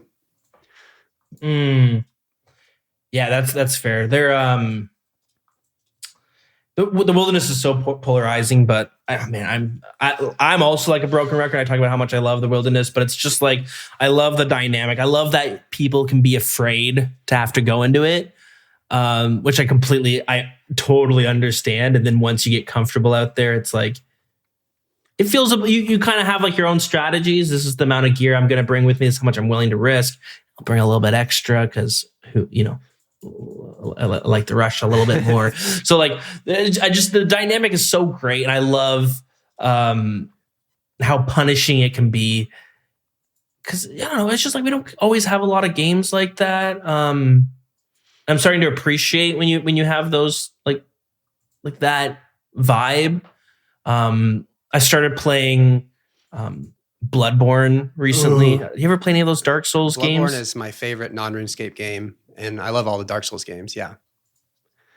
So I just started playing it a couple months ago because I had it with the PlayStation PS Plus. I had it just from whenever, but I only tried it a few times, and I could never get far because the game's so hard. I'm like, yeah, this is stupid. It's a hard one to start with. I'm not going to play this game. It's tough, and there's like, it's especially when you're like so used to like, games like Fallout 4 or any of the Fallout games I love, and like Skyrim and those type of RPGs where you've got a mini map and you kind of know exactly where you're going, and no surprises for the most part. And Bloodborne's like, nah, fuck that. No mini map for you. And by the way, you're going to have to memorize where you need to go because it's really important. There's all these different paths and treasures. But anyways, the game is so hard. It is so friggin' hard and punishing. And sometimes when you die, it feels awful. And it feels so bad because you've just like lost a bunch of stuff, or maybe you got really far, or maybe you're so close to beating it this time. It's just really punishing, but it just makes it so much more rewarding when you can, get something or do something. And the wilderness is kind of like that too, where it's like very rewarding with like the amount of gold it can pump out or XP rates. But it can definitely be like pretty fucked if you get jumped. Can I say one other thing on the wilderness bosses? Yeah. So I think one other important thing in my mind is the idea that I think for a lot of times people get in the mindset that like the stuff that's in the game is sacred, and whatever new content updates are just if they do anything to the bosses, it'll be little tweaks, but mostly it's like, it is what it is, and we'll get new content. But I really like that Jagex just said, yeah, we messed this up, and we're gonna completely rework it. We're gonna add entirely new areas, entirely new mechanics, and all of this stuff, and keep the spirit of what they were. And I love that precedent, and I hope they keep that precedent going on, because I think you mentioned Calfight Queen. Like I don't think anybody's going to vote no to a Calfight Queen complete rework with a lot more of these kind of modern mechanics with more avoidable damage, still the same intensity of the fight. It can still have the same drop table, but something that doesn't feel unfair to fight or just not fun at all. And I like that. I like that if they don't treat all of this old content as this sacred cow that can't be touched, because it's just in the game. It's janky. That's what it is. Spaghetti code, Yeah, it's like a really problematic way to think, I think, sometimes, because then you have a bunch of stuff. And the beauty of RuneScape is like you have to do so much, especially as an Iron Man. You got to like touch so many pieces of content. And if something is just like grandfathered in to being shit, it's like, well, that sucks. I got to do this like Rogue's Den, which sucks. And you got to like watch a YouTube video on how you skip tiles and all that sort of stuff. Rogue's Den I remember when I had to do that, it stuck out to me being like, why is this so bad? Or like it was so janky and clunky. But yeah, you're right. Jagex is going back on kind of fixing some of that stuff. Yeah. Including favor. They're removing favor from Zaya. That's crazy, but I know there's that. There's always that little part, having done all that stuff. There is always that first, I call it like RuneScape boomers. You have that, I had to do it hard way. And then it's like, you just got to imagine if you were doing it for the first time, it's like, that is kind of silly. So when did you start playing old school RuneScape again? Old school, I made my account the day old school was created. RS3 was, probably 2004, kind of back when everybody did. Well, not everybody, but a lot of that, the glory days of that first wave. Did you start playing like pretty consistently when OSRS first came out in 2013? Yeah, I played quite a bit when it first came out, and then just kind of, once again, similar to most people probably, just kind of fell in and out of love with it throughout the years. And about probably COVID, once again, just like most other people, really dove headfirst back into it. And, once you get a couple skill capes, it's like, oh, this is like achievable. Like I like that feeling. And once you get a couple pets, it's like, okay, I want to do that too. And then it's just, then you start dedicating, and then you have mobile that you can do all the stuff you don't want to do. And you just go fully into it.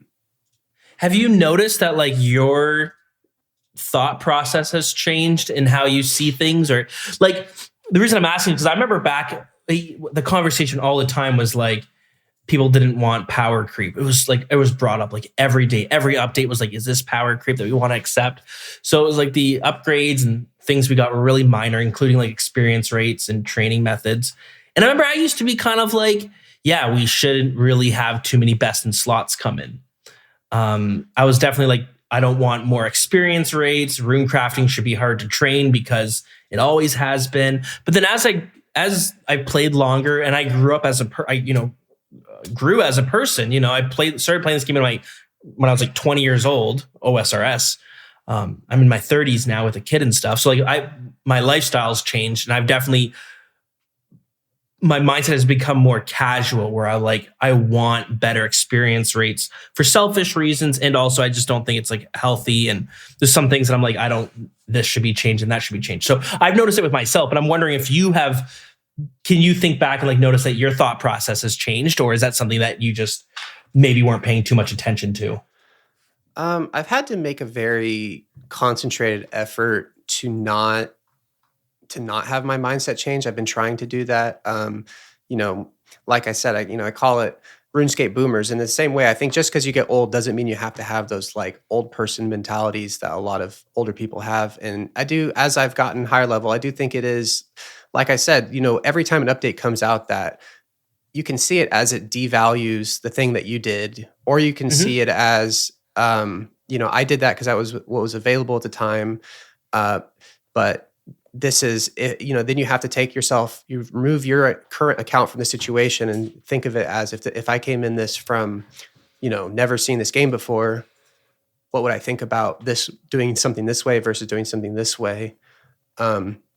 I think this conversation came up a lot when there was all the conversation around like Duke mining and then star mining.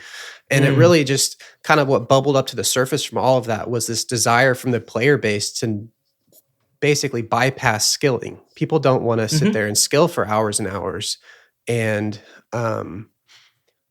they were mad that these methods were getting removed that would just let them basically, you know, set their program, you know, start their program and interact with it every 25 minutes, or with Duke mining every 6 hours. And, you know, it just, I think the takeaway from that is, you know, there can be AFK methods for everything. That's so integral to this game.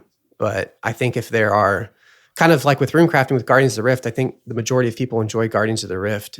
And I think that showed that if you introduce a fun method, you're not just staring at your XP tracker the whole time if you're having fun. And I think that's what a lot of people want to do. They want to work their job, come home, and just have fun for a few hours. And it's so crazy. Yeah. Well, and you know, I like agility, and right now runecrafting, you know, I've segmented it to like, my goal is to get 20% of a level per day. And so it's like, I'm going to come home from work, I'm going to get on, and I'm just going to grind 20% of a level. And that's crazy. Like compared to any other game, that's insane. And I think that if they improve that, I would be a fan of, which is actually kind of bleeding into the next of the topics, but on the account builds, I would be a fan of some kind of accelerated XP game mode. It would have to be like an Iron Man, so you can't have it affect the main game, but I would almost prefer that to tweaking too many of, you know, boosting too many XP rates to have some kind of, you know, 10 times multiplier on drop rates and XP mode that people who just want to play the game that way can save. Because there are people who just think that things should be, in my opinion, way too easy. I think there's absolutely a line, and there's, you know, and I also don't think that, I don't think maxing is for anybody. The way I think of the RuneScape progression is the quest cape is beating the game, the diary cape is new game plus, and the max cape is like the, you know, speed run, or the like, you know, no hits taken, all souls game run. You know, it's not for everybody, and that's not like me saying I'm better than anybody because I'm doing it. I'm more of a loser than other people because I'm doing it. You know, but I think it's different strokes, and I think it's like what makes this game so like so awesome that like you mentioned earlier, you have PvPers who don't give a shit about max. They don't really give a shit about PVM. They have their own game within our game. Absolutely. And it's like you encounter PvPer who's like skull tricking you into like losing your Void Waker, and you're like, what the fuck is happening? Like, I don't even know what the hell's going on in this corner of the game. Oh, I know. Yeah, it's crazy. Yeah. But I think that does, you know, there's some blame to be put on content creation because every single one of them has a max cape for the most part. And a lot of people, they just think that is what they have to do, is they have to grind these things they don't enjoy. And I would love for the focus of the player base to just be on, this is a game and I want to have fun. And I do think that when it comes to, the reworking skills and that kind of stuff, that it would be better for their focus to be on how can we make these things fun.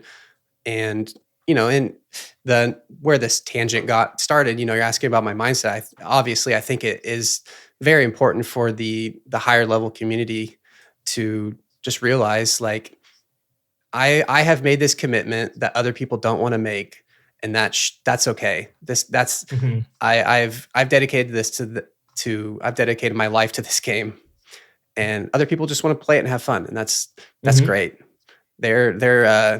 They're keeping the game alive just as much as I am. Yeah, they're going to take, like, they might only play on mobile. They might only play it on their, like, lunch break at work, or maybe on the train when they're commuting or whatever. That might be the only time they ever play it.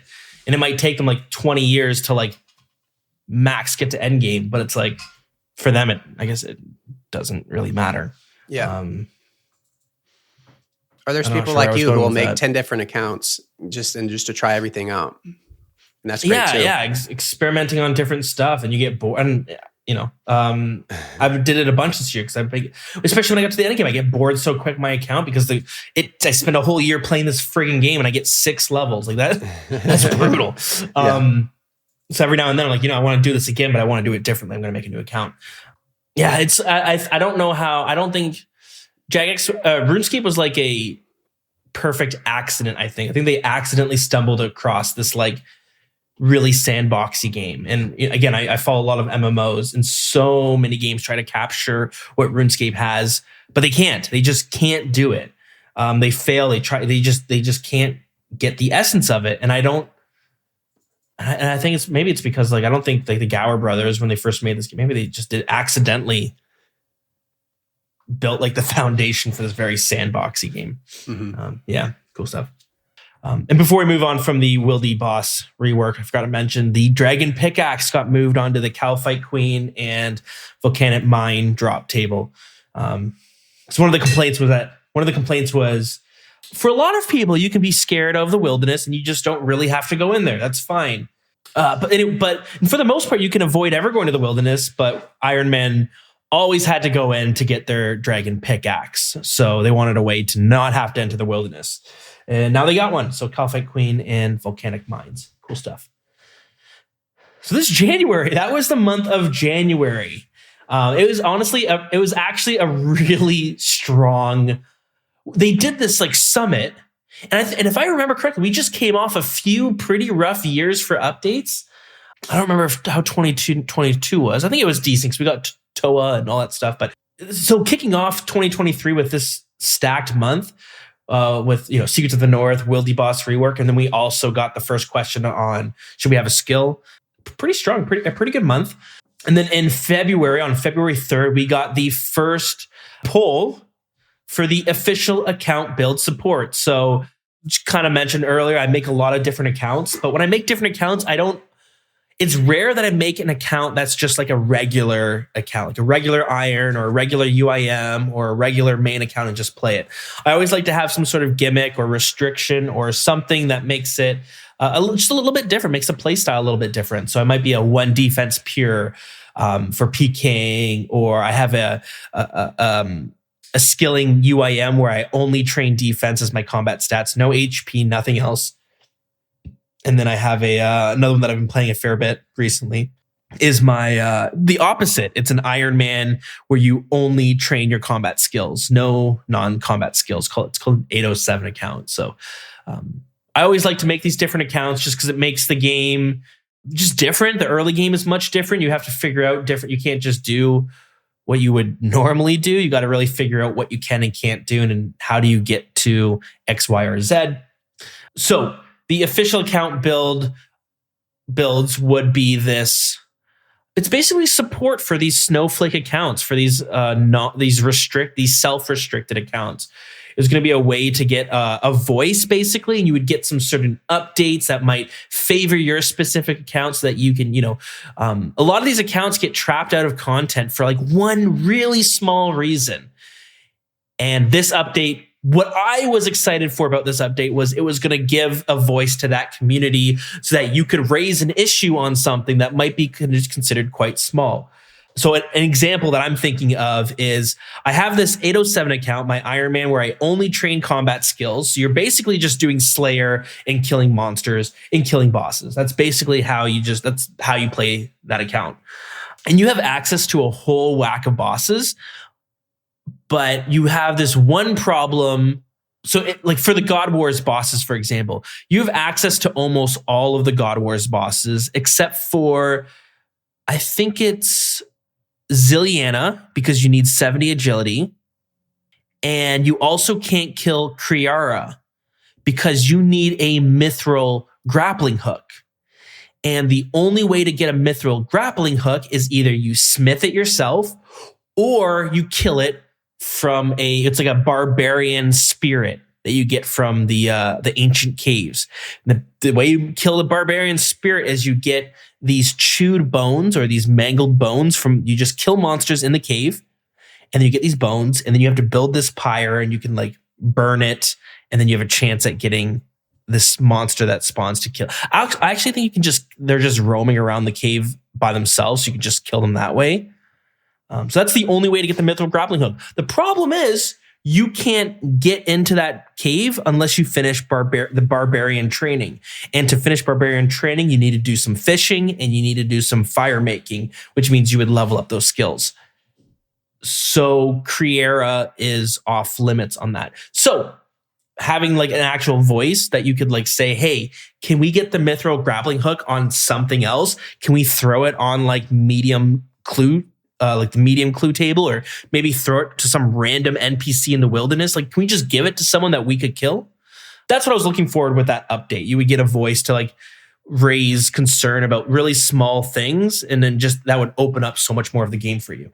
And a lot of people say like, well, you chose to restrict yourself, so you have to deal with the consequences, which I understand. But there's always like these weird items that you're just like, if only I could get this one weird item from somewhere else, then I'd be able to do all this other stuff. Unfortunately, I feel like Jagex really overcomplicated what this was going to be, and it caused a lot of people to vote no because they were just like, I don't know what this is. This is confusing, and this seems like it could be, I don't know, maybe problematic. And they kind of did this with Group Iron Man mode, and it always circles around the high scores in the competitive scene. And they had all of these different leaderboards on how your account would be featured on there. We have like a 10 HP leaderboard, a 1 defense leaderboard, this, and this. And if you level up to this, it would put you up to this leaderboard. And then you have this one, and you could prestige. And it was very confusing. I think the update on its own was going to struggle. It was kind of fighting an uphill battle because people don't want dev time taken away for like these snowflake accounts, which is a relatively small community. And these people are choosing to restrict themselves. So then then have the power to like change things and make it suitable for them. One of the examples was like, you can complete a quest, and instead of getting the experience from the quest, you would get an XP lamp. So you could choose to consume it or not. This way, peers could do like Monkey Madness 1. And then, because the problem, you finish Monkey Madness 1, to go to the next step and to start Monkey Madness 2, you need to talk to somebody, and then he will give you a bunch of experience and a lot of defense experience. So it's like you could get, so there's a way to not get that extra experience. And I think regardless of that poll failing, I think they have implemented that, because if I remember right, Desert Treasure 2, you get XP lamps, and I think they're probably going to do that going forward. Which it kind of comes back to that sacred cow conversation of like, oh, but you can't touch the old quests. And it's like, that would be a pretty low effort change to make, to just say, hey, do you want the XP from this quest? And 99% of people would just, yeah, obviously. But you just leave that open for people who don't. This is a cool idea. I never thought about like, what if we no longer got experience from quests? Instead, we always got an XP lamp that you would have to use. We get that for you're right. We do get that for a lot of quests now.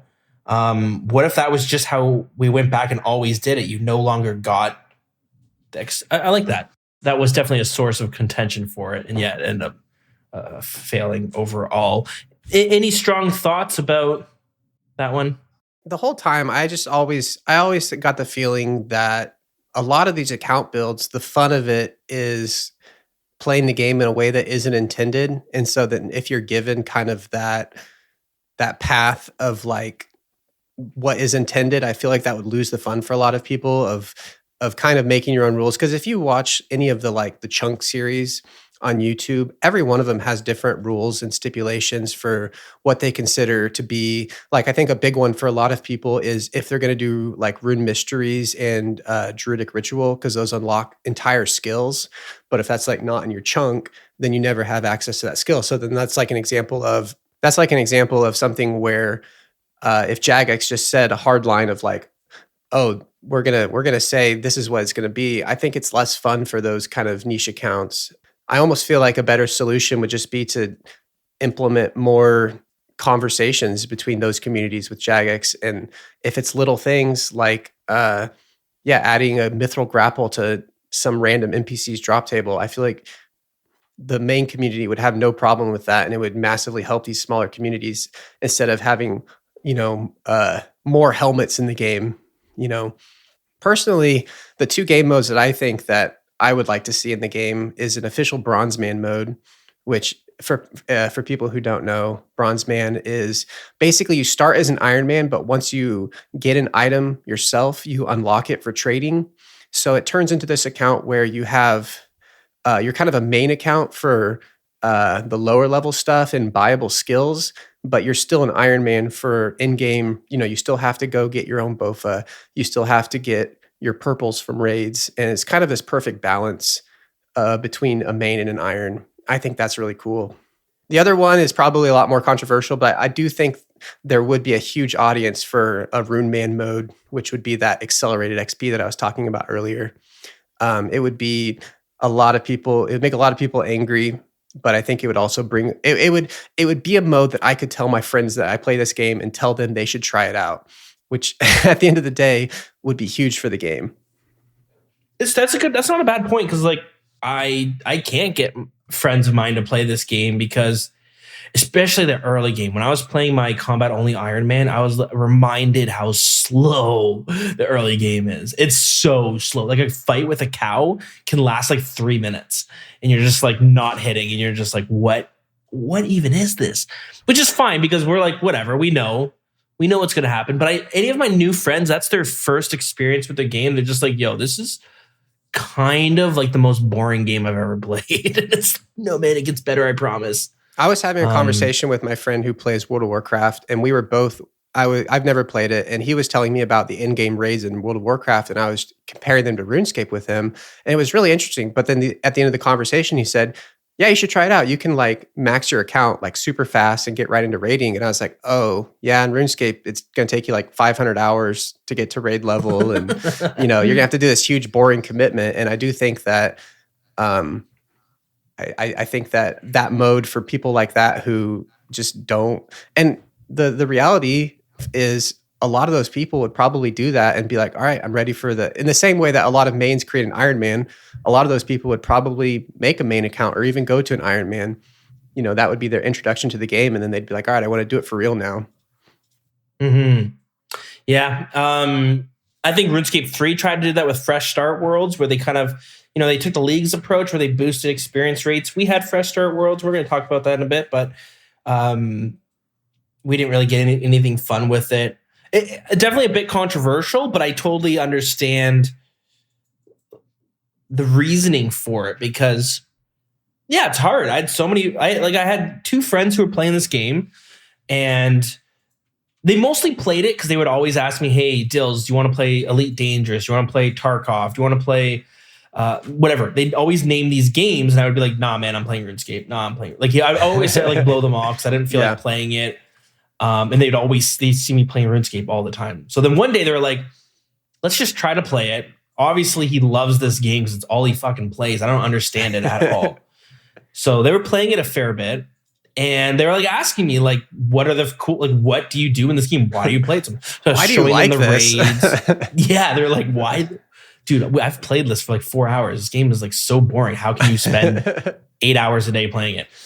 So I showed them. I showed them some of the bossing that I like to do. I showed them PvP. I showed them the raids, and I showed them like just like kind of the highlights of it. And they were like, "Okay, that shit looks actually really cool, and it looks really fun.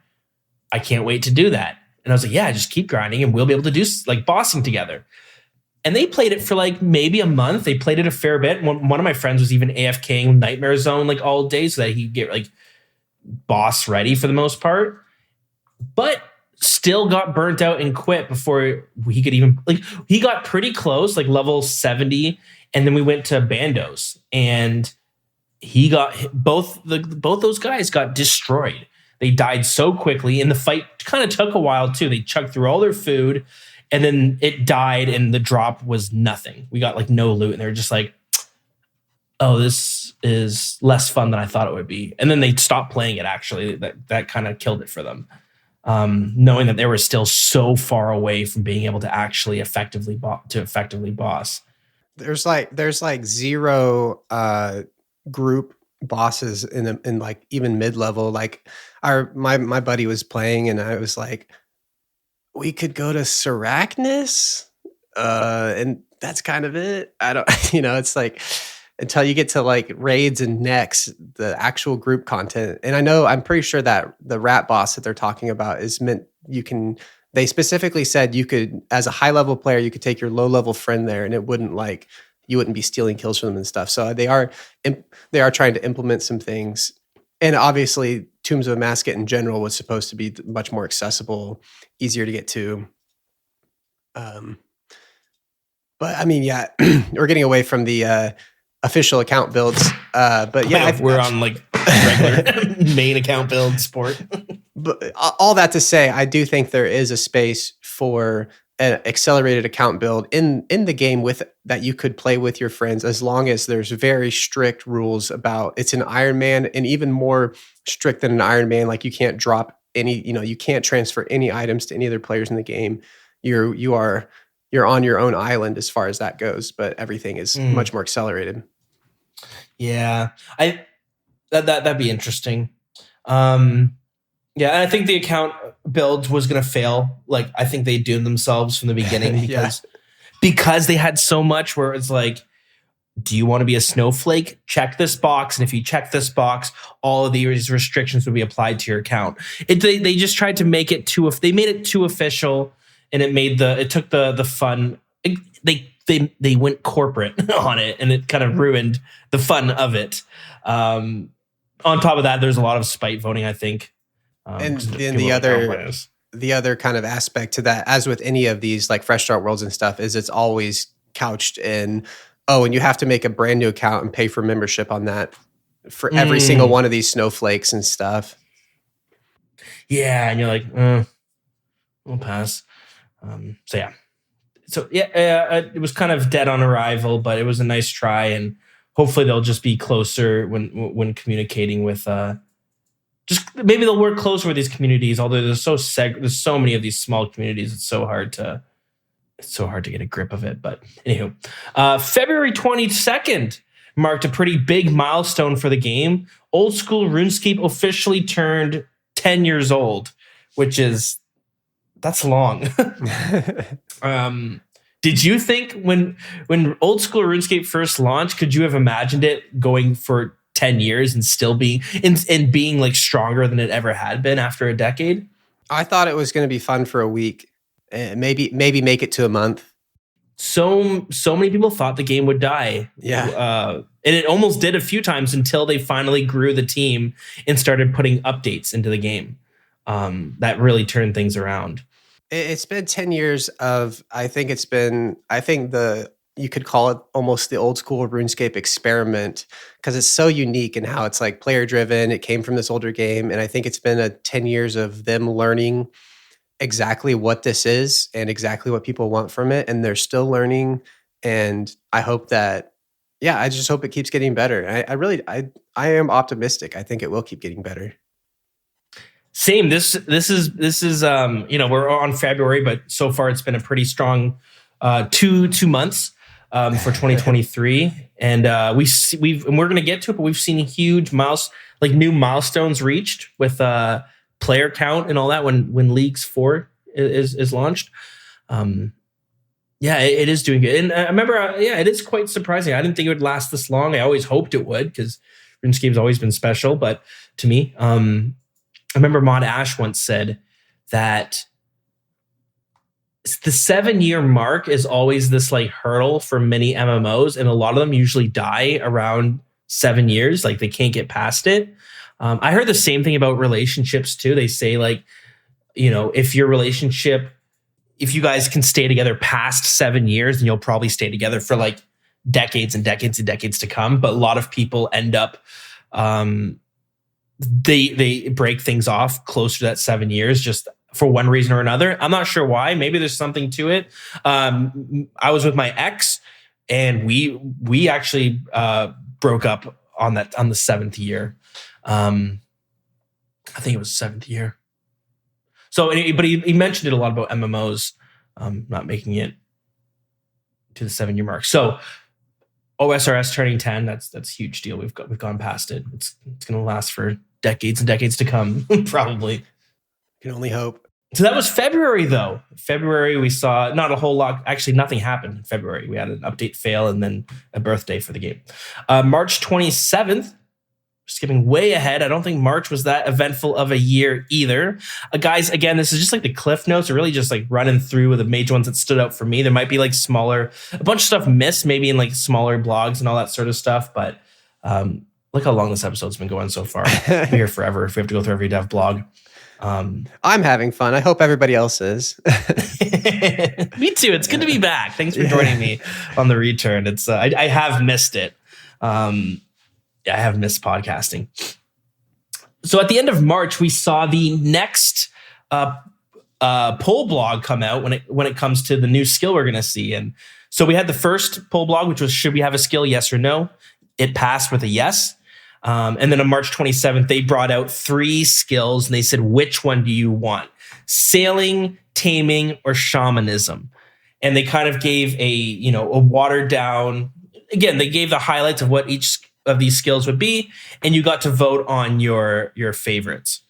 So sailing was this like exploration skill where you get to hop on a boat, sail the 7 seas, go visit islands, go do these nautical activities, whether it's like, I can't remember. I don't know if you ever played Zelda Wind Waker, but you have the claw on your boat and it would go down and grab treasure. I think I saw something like that. I haven't played that. Maybe there was cool, though. It was kind of neat. Anyways, sailing was sailing. It was gonna be like this whole rework it was gonna be a skill, but it was gonna be like a huge expansion to the game. And then they had taming, which was taming was the weird one for me. It still seemed cool, but it was gonna be like you could tame different animals and monsters, and then they would serve different purposes. It kind of reminded me of like Pokemon when you needed one of your Pokemon to cut down a tree so you can move to the next area. That's how I always kind of imagined taming would be. There'd be like, in order to do this next thing, you need, whatever. So that was taming in my eyes. And then shamanism was this kind of like warding in some ways, but it was going to, hold on, let me pull this back up. I can't remember. I feel like what's happening right now is kind of the embodiment of why shamanism wasn't successful, is because people were like, shamanism sounds cool. What is it? Let me look it up. It was kind of all over the place, kind of vague. Yeah, it was cool though, and it ended up being the runner up. But it looks like it's like the skill that has to do with like making these concoction ritual things. You would be foraging for mushrooms and all that fun stuff. You would make these ritual circles and create these shamanic items, and you could be ported to like this new spirit world where other things could happen. So it seemed really cool. I not doing a great job of explaining it. It failed, so we might see it eventually. It didn't fail. It just came second, so not getting prioritized. These all came out. I was surprised because all three of them seemed like great ideas. And I definitely took me a bit to like figure out which one do I want to vote on. But I thought all of them were really cool in their own way. Do you remember what you thought about these three skills when they were pitched? Yeah, so my very simple answer was I like all of them. I think sailing should just be a general content expansion. I think taming should be a hunter skill expansion, and that shamanism should either be the new skill or just be a general expansion as well. It didn't feel like any of them felt like a skill per se, but I would like to see all of them in the game. Taming was my favorite. That was the one I voted for. And I've kind of learned that the taming I had in my head, my version of it was different from everybody else, it seemed like. And because what people were saying about it wasn't the way I felt about it. And what people were saying about it, I would have voted no to that as well. So I think that I just kind of had a different version of it, but I liked them all. What was it about taming that you liked so much? Because that one to me was like seemed like the less exciting, but I know you're not alone. There was a lot of people that actually thought taming would have been the coolest. Yeah, I really thought it was cool, the idea of like, I think of like a bear, right? And I thought if you got a bear, the idea that you could kind of train it in different ways. Obviously a bear could be something that would help you in combat.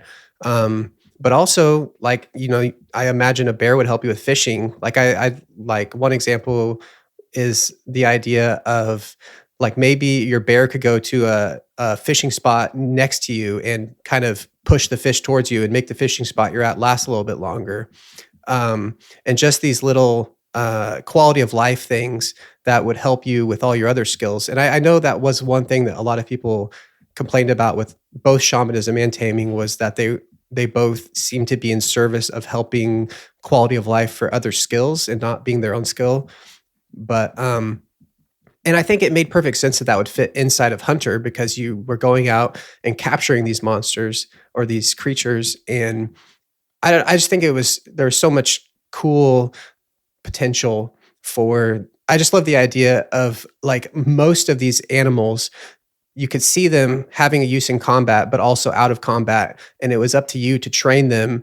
And I guess the assumption would be that you could only train them one way or the other, or kind of go halvesies on both, and they'd be kind of half as powerful. But like, with birds, birds can scout, birds can fetch. I mean, even if you had a bird that you trained to pick up your items while you're barraging, and it was like, okay, pick up all blood runes when I meant neck reels. That would be so useful. And it would just feel so good. But yeah, I don't know. A lot of people were comparing it to like Pokemon, and which I didn't think that was the idea of your pets fighting each other. I thought that sounded cool, but a lot of people thought that just felt like a completely different game, which I understand. Mm-hmm. Yeah, fair enough. And honestly, I wouldn't be surprised if we see parts of taming, or like the essence of what taming was, and same with shamanism. I want to see if they're incorporated again in the future, whether it's like bringing it into Hunter or maybe having its own skill. Because they were all quite successful. And Jagex said they were surprised by all the positive feedback, especially because every skill pitch in the past had so much negative feedback. Because most of the things they do get negative feedback. Yeah. Yeah. Kudos for Jagex for sticking up with us.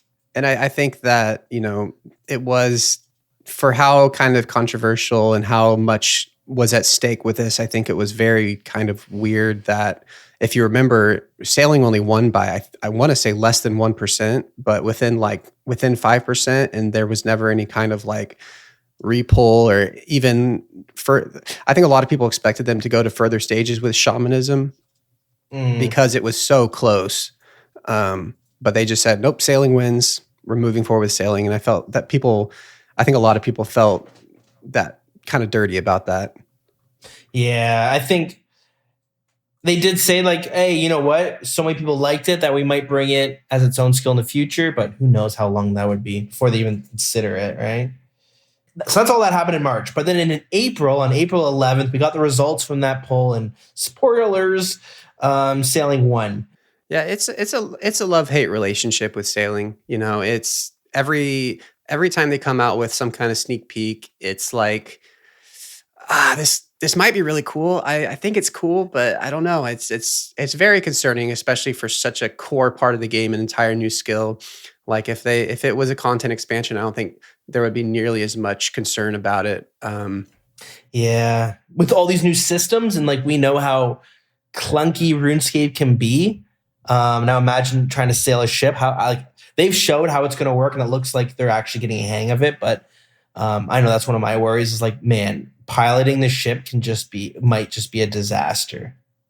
Yeah, and if it's kind of the classic Jagex release where it's kind of limps along out of the gate and they have to do a bunch of tweaks and stuff, it'll be frustrating for that race, you know, that I was talking about earlier on.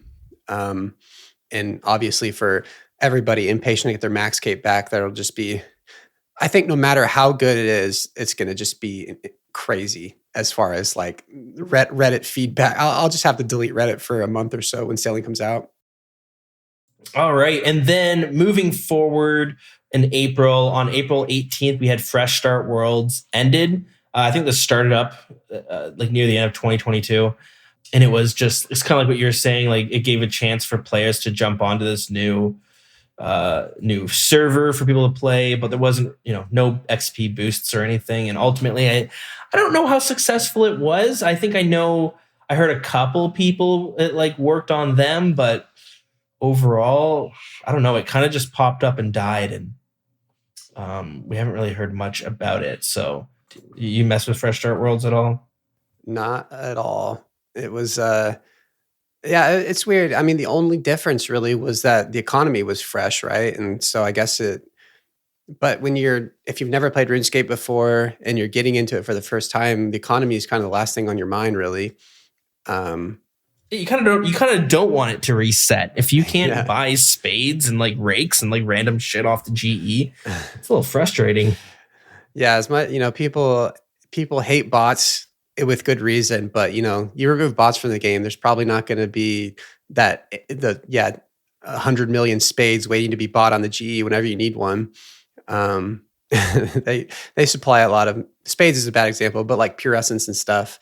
But yeah, it was a weird one. And once again, there was also that whole, like, you had to have an entirely new account with entirely new membership that I think rubbed a lot of people the wrong way as well. So I think overall it was just kind of a failure. Yeah, it's hard to know. Like, I'm curious. Obviously, I think there's some conversations that have happened with like corporate and some boardroom where they're like, we need to do something. Let's use Fresh Start Worlds, and who knows what that is. But yeah. Okay. After that, April 20th, shout out 420. We had some drama take place, and like I felt kind of disappointed in myself because normally love talking about drama on the podcast. When shit happens, it's always so exciting because like this game is just so wacky, and you have like some JMod hacking into people's accounts or just some crazy shit happening. But this one, I was kind of out of the loop on it. I tried watching videos explaining it. I watched like one of those Asmongold reacts to videos. It's like always over an hour. It's like really long, and I never really fully understood it. And it just was like, I don't know why this piece of drama, it sounded like it would be so juicy because JMods were involved, and JMods like partners were doing some sketchy stuff with streamers were getting like fucked with. But I couldn't understand it. It's like people will talk about this whole like Gamergate thing that happened like years and years and years ago. And I remember like I've watched so many videos and read so many articles explaining what like Gamergate was, and I still don't really know what it is. It was just, it was just so weird. And I think it had quote unquote high stakes, but when I'm like looking into it, I'm like, none of this.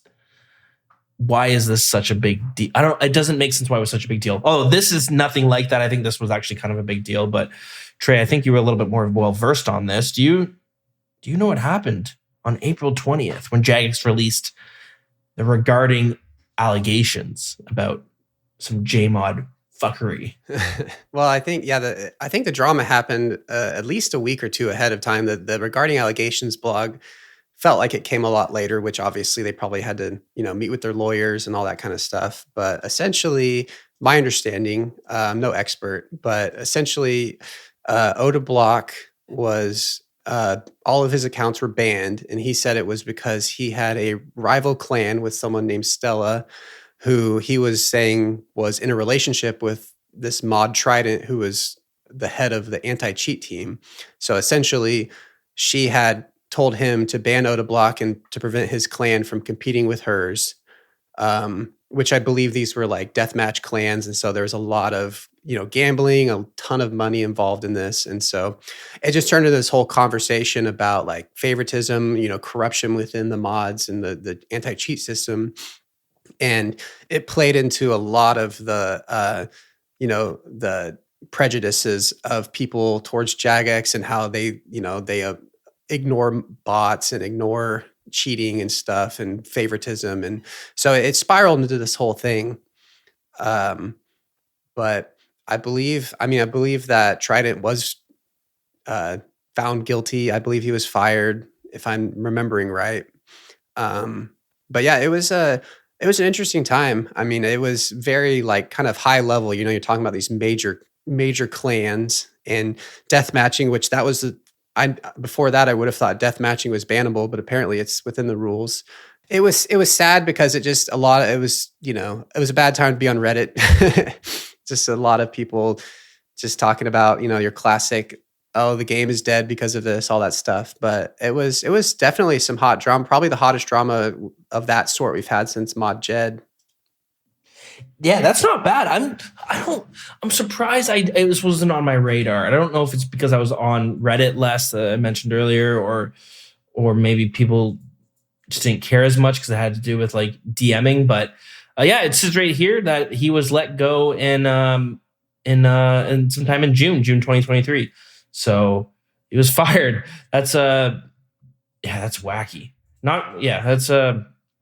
Anyways, interesting, cool stuff. Love us some good drama. So that was April. So not a whole lot, but some juicy bits there. On May 3rd, we got a rework to the combat achievement system.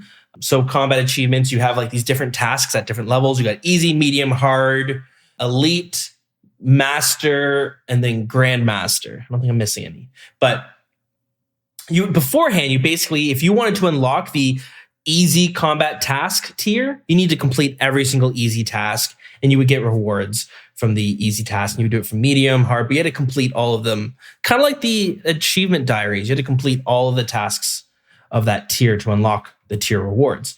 They ended up changing it because people were unhappy that you had to do certain bosses that maybe they wanted to skip certain bosses, but they knew that if I can't complete this boss, I'm not going to get this tier of it. They made it so that each task had a point attributed to it. So if it was an easy task, it would get 1 point. If it was a medium task, 2 points, hard task, 3 points, and so forth. And instead of having to complete every single task of that tier, you only needed to acquire X amount of points to unlock the tier. So this way, if you wanted to unlock the easy tier and you were some god PVMer, you could just go bang out a couple of the grandmaster tasks, and then you would unlock your easy tier. You didn't have to go worry about killing some of the other bosses to get those specific easy tasks. So made things a little bit easier overall. Did you have any thoughts on this update? Kind of, I don't know, maybe a hot take. It's not that I don't like it. I kind of don't understand it. I mean, a lot of people were saying this is the way it should have been from the beginning. I still think it's kind of weird because everything else in the game, I mean, the achievement diaries, you have to complete all of the tasks, whether you like them or not. And so it's kind of the only thing of its kind into this game where you can kind of mix and match. Because I recently got my elite level of the combat achievements, and when I was nearing the end of that, I wasn't saying, okay, I got to go get my one nightmare KC. I was looking at Grandmaster and saying, which one of these are easy so I can get more points. And it didn't feel like it was intended. I ended up just going into Theater of Blood entry mode and getting all these like free elite ones instead of doing the actual ones. I mean, I have elite now and there's hard tasks I haven't even completed. And it's just, I feel it's just kind of weird and different from anything else in the game. It's kind of the same conversation around like keeping your max cape when sailing comes out. It feels like everything else in the game, it's pretty straightforward. Like you have to complete all of these to get this level and all of these to get this level. And maybe, to go into another one of the conversations we had, maybe it's helpful to some different type of account builds. There's content they can't do. So that's probably helpful to them.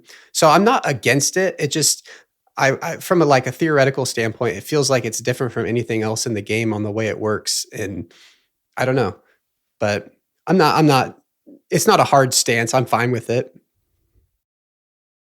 Yeah, I see what you mean, because like beforehand, if someone had the elite diaries, you're like, oh, this person has done like almost every PVM content.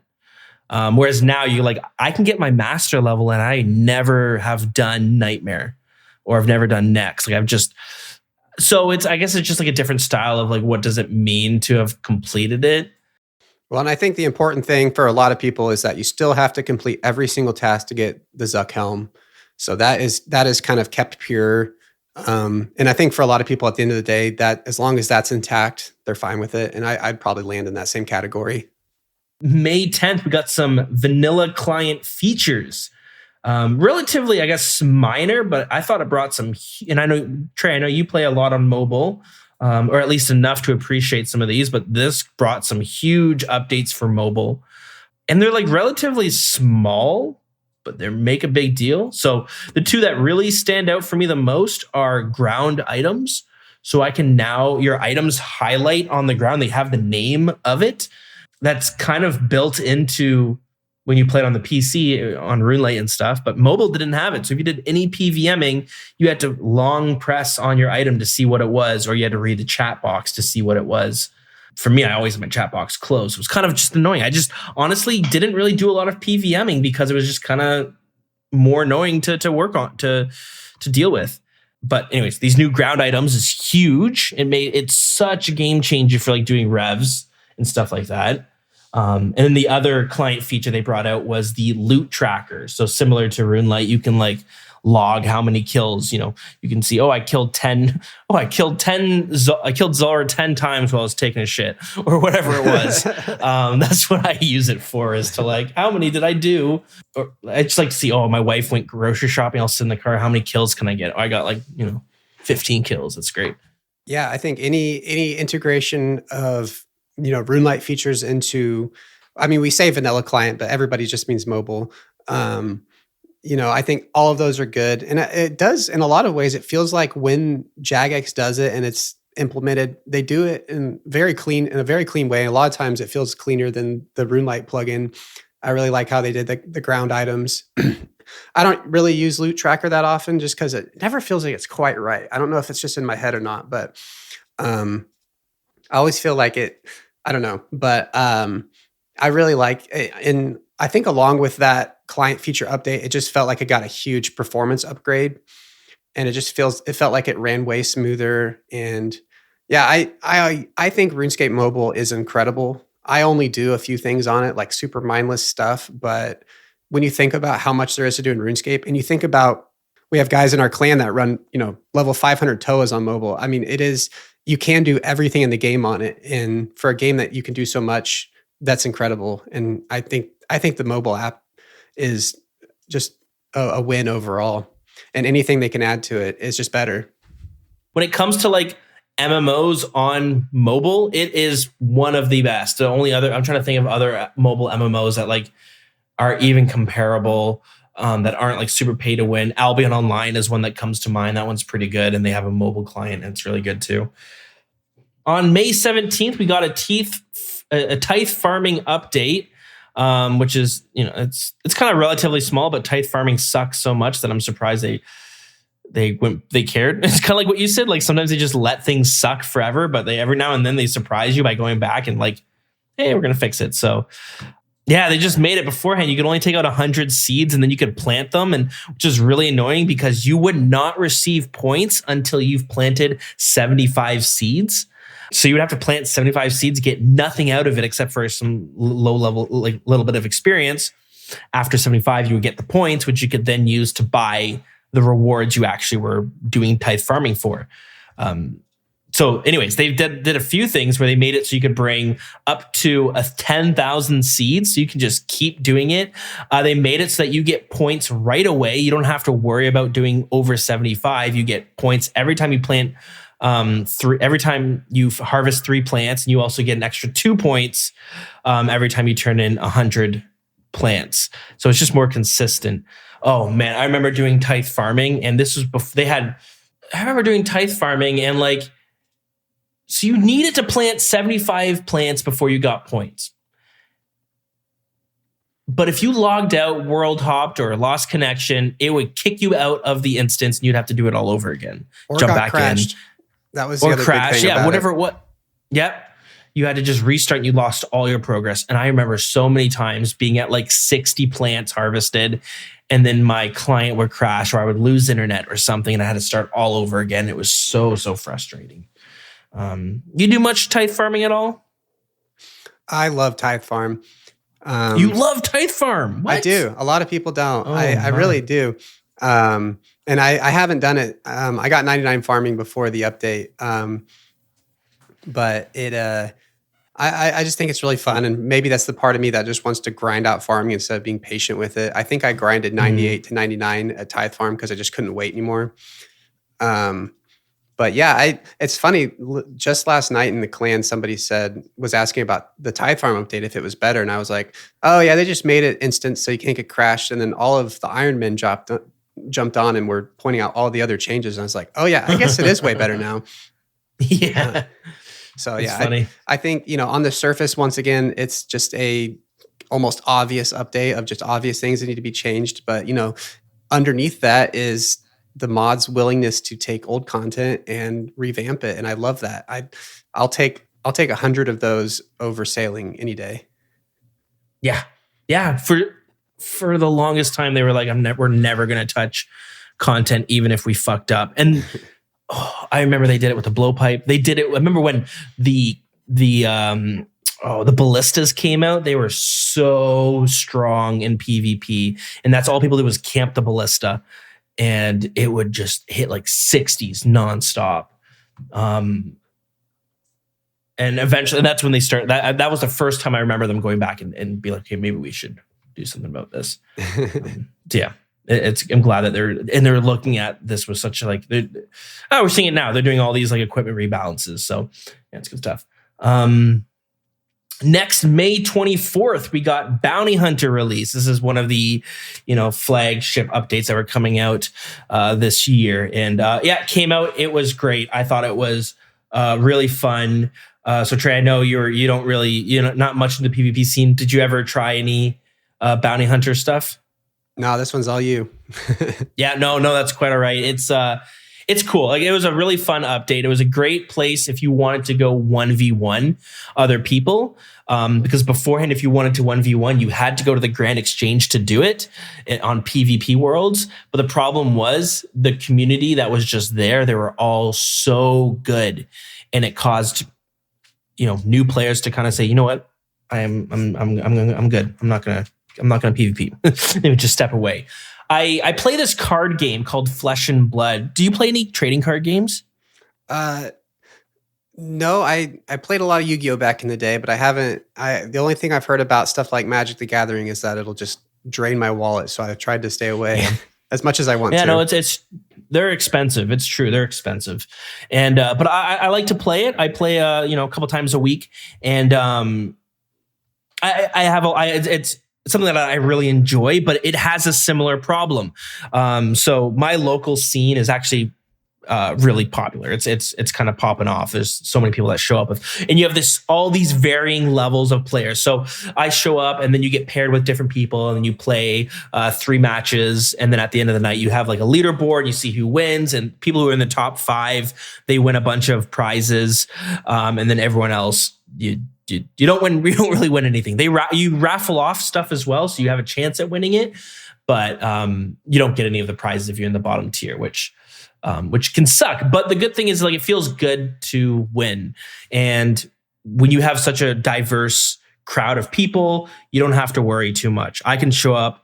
I might get paired up with the best player at the local game store. He stomps me. That's fine. And then I get paired up with someone who's much more close to my skill level. And we have fun because maybe my deck is just like a mid-tier deck. And it's just fun, though, when you have like these close games. The reason I'm bringing this up is the problem I've gone to other local game stores in my area, different like just different cities and stuff. And I've noticed some of them have such a small community. They have 4 players, which is the bare minimum you need to actually be able to play it at one of these sanctioned weekly events. You need 4 people at least. And I remember I was talking to one of them, and the 4 players had the best decks. They've spent hundreds and hundreds and hundreds of dollars on all of their decks. They're all finely crafted, and they practice all the time. And so they're really good. They're really good players. But they mentioned that beforehand. They had we used to have 15 people that would show up every night. But slowly the shittier players stopped. I shouldn't say shitty. I should say, the casual players started losing all the time because there was this huge skill gap between the people who want to spend, the sweaty players who spend a lot of money and they practice a lot, and then the people who just want to show up with this $50 deck they've built and they just want to play and hang out with people. But they, once those players started getting stomped more often, and the more sweaty players were just becoming a majority of who the players were that were there. The casual players are like, okay, I'm not really having fun anymore. I'm going to stop going. So they stopped showing up. And then they fell into a spot where they can't grow their community anymore because they say, we hold these events for new players to show up. They show up, they have fun, they come to the second night, and then either the core people who are there have to tune down their decks and play with really bad decks, or they stomp the players and the new player doesn't have any fun. So point is like a lot of communities are having a hard time growing because they're dealing with a lot of sweaty players. And that's what's happening. That was what was happening in the Grand Exchange, is you have all these sweaty PvPers that are so good. And you're like, I want to learn how to PvP, but I get my ass kicked within seconds. I lose 20 mil or 600K, however much you're risking, and it's not very much fun, so I'm not going to play anymore. That's kind of what happened to me. I got stomped. I tried learning, and I just got my ass kicked so much that I was like, you know what?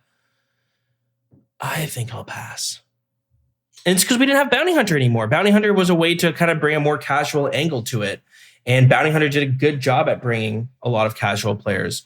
And it allowed me I was PvPing and I was getting kills. I was dying about half the time, but I was still getting kills half the time, which is kind of like what you need. We spoke about League of Legends earlier, and that's what League of Legends benchmark used to be, was they want you to win half the time. If you're not winning half the time, you're in the wrong skill bracket. So we're going to get you to your skill bracket so you're winning half the time. And then you're having more fun. You're feeling challenged, but you're also not winning all the time. So winning feels good. Anyways, I think Bounty Hunter was a great update. It definitely did seem like it died off after a couple months and you had a much smaller pool of people there. But when I did go back, it still felt like I was able to compete against them. They weren't super sweaty. The sweaty players kind of stayed for the most part in the Grand Exchange, but I guess they still come out here a bit. But overall, it was a really fun update. I haven't gone in a while, but I should go back because it is such a great time. I love PvP. It's so much fun. So that's May for you. Pretty action-packed for the most part. You got some fun stuff, a good variety of things. June 7th, we got the Pride event, which is nothing major, but I mean, it's major in a cultural way, I would say, because the first time they did it, the backlash from the community was so bad that they never did it again. And it actually, I think it soured out one of the JMods who was a JMod who was gay. They were really excited for the Pride event. It got shit on all by a bunch of by a good chunk of the community because of it. And when I say they got like because of it, just a lot of people are being like homophobic and stuff. And they're like, we don't want this in the game, whatever. We're not going to go into it, but this is the second year they've done it in a row, and it was positive. So that's cool. Way to go, everyone. No news is good news on the Pride events. That's exactly it. They are kind of cool. They do these like little march through the free to play areas, and I really like when we have these like, I don't know, these like community events.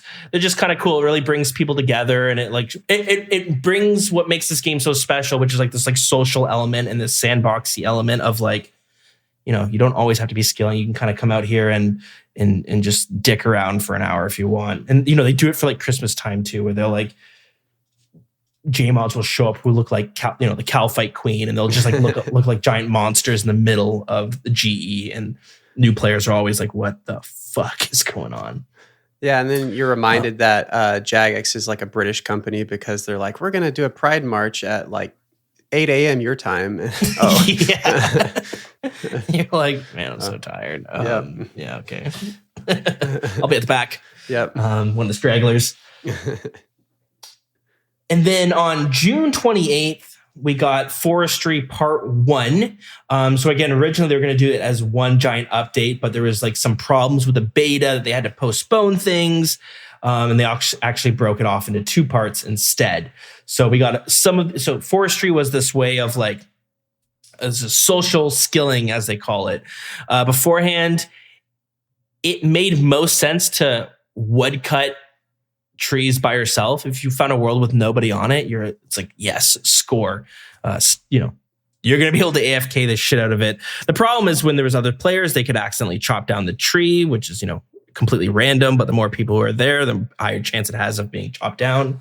We wanted to fix that. So now they made it, the more players cutting the same tree, it puts it on this timer that it's going to chop down after X amount of minutes. But the more people wood cutting it, the longer it'll stay up. So it's actually more beneficial to chop in a group now.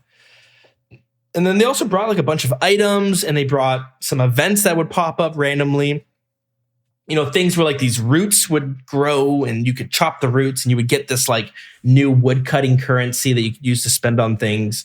How did you feel about Forestry? Did you already have 99 wood cutting at that point, or did you get to enjoy it on your way to max? Yeah, I got 99 wood cutting shortly before Forestry, but I did get a beaver, so I will be going to get that cute fox pet at some point. But I remember when Forestry was first announced, it was, basically all they said about it was the idea of that the trees would be on a timer similar to the Motherlode Mine upper level, which is hilarious if you've done Motherlode Mine upper level, because nobody who does that understands the strategy there. They all just spread out and start the timers on all of the rocks instead of everybody piling on the same rock. And so, but yeah, I kind of thought that was all Forestry needed to be, but they added, I just looked, there's 23 collection log slots for it now. And so I think a lot of people feel it's just really overcomplicated, and there's just so much going on for what was probably like the chillest skill in the game. So it's kind of weird. But I think from once again, the standpoint of trying to make a skill have the potential to have something more interesting to it, if you want that more active gameplay, because at the end of the day, you can still just chop trees to 99 and you're good to go. And I think that's important. But so that part of it is successful. But I think for a lot of people who want to engage with it, it does feel kind of weirdly bloated and overcomplicated. It is. That's my issue, is that it feels clunky. It's fun. I love it.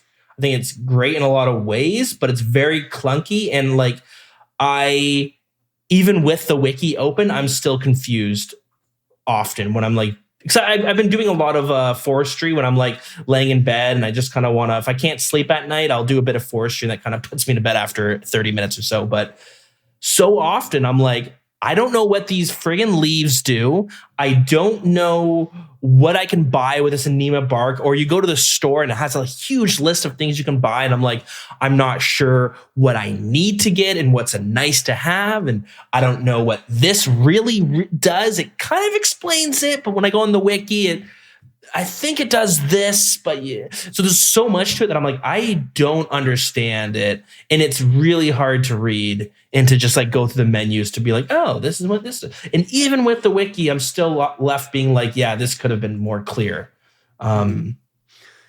Or more simplified, but I think you'll notice I try to think about where their heads are at when they're coming up with these things, and on a long enough timeline, as far as getting the game to the best place it can be, I do think that I love their intention, because the two things I take out of it from their intentions is they want these skills to be social, they want that feeling of chopping trees in Draenor with all these people here. And the other thing is that they don't want everyone to be segmented into mini games for everything. They want it to be anywhere in the world. And I think both of those things going forward for future content are great. So that's my takeaway for that as far as future content and where the mods' minds are at and how they're trying to design the game. And so that part of it I think is great. The execution definitely needs a little work. Yeah, it is what it is. Maybe we'll get a rework one day, but probably 5 years or overall. So. Yeah. Yeah, it's fun though. And then on July 10th, we got Jeg's account launched, which is I think it's just this move that they're going to be making us use their native account launcher, which I actually don't mind it. I think it's okay. It runs really smooth for the most part, and I like having all my accounts attached to the same account. Yeah, I don't know. Any strong feelings? Yeah, I have a Jagex account and I love it. I love that I don't have to type my password in every time I get on. As someone who had their account hacked at one point, I love the extra security. And did you see recently they announced that all new accounts, it might be even like effective immediately. All new accounts will have to be Jagex accounts. No, I didn't. I mean, I saw that coming, but I was also one of the people day one of leagues who wasn't able to get in, and it was for some reason all the Jagex accounts were not able to log in immediately on leagues. Oh no. So yeah, so there's definitely some bugs, but I think if they can work out the bugs and if it can have the effect on bots that they intend for it to, it'll be a great thing. Cool stuff. I think so too. So fun not fun, but it was inevitable. Yeah. We knew it was coming. Yeah. And then lastly, on July 27th, the biggin of 2023, Desert Treasure 2, The Fallen Empire. And with it, we got 4 new bosses and a whole whack of items to go with it. But Trey, I'm really looking forward to talking about this part. I'll be honest, we've been recording for a long time and we're only about halfway done. Well, that's only half true because the next part is going to be there's less to talk about. But what I'm trying to say is we're going to break this up into 2 parts because my wife's giving me shit. She gave me some time to record today and I've gone over it by 30 minutes. So we're going to pause it here. We'll make this part 1. We'll come back with part 2. To finish off, we'll talk about Desert Treasure 2 and kind of everything else that we have going on as well. So, good stuff. I'll quickly do my housekeeping. It's been a while, but hey, we have an email, thewilderness.podcast@gmail.com. We have a speak pipe where you can leave messages and play them on the air. You can leave us questions or comments or tell us a story or what your thoughts are about whatever it is. So feel free to tell what do you think about the first half of 2023? Or is there anything we missed, anything that highlights that you really enjoyed? Feel free to leave it in the speak pipe, which is in the messages, in the show notes. And I guess 2 last things. We have a clan, Wild, WILD. If you want to join it, you're welcome to join. Join the and clan. We also have a Discord. Yeah, join the clan. I'm here because I joined the clan. I play video games socially now because I joined the clan. There's great people in there. I'll talk to you. I'll raid with you. And so will Dilz. It's great. Join the clan.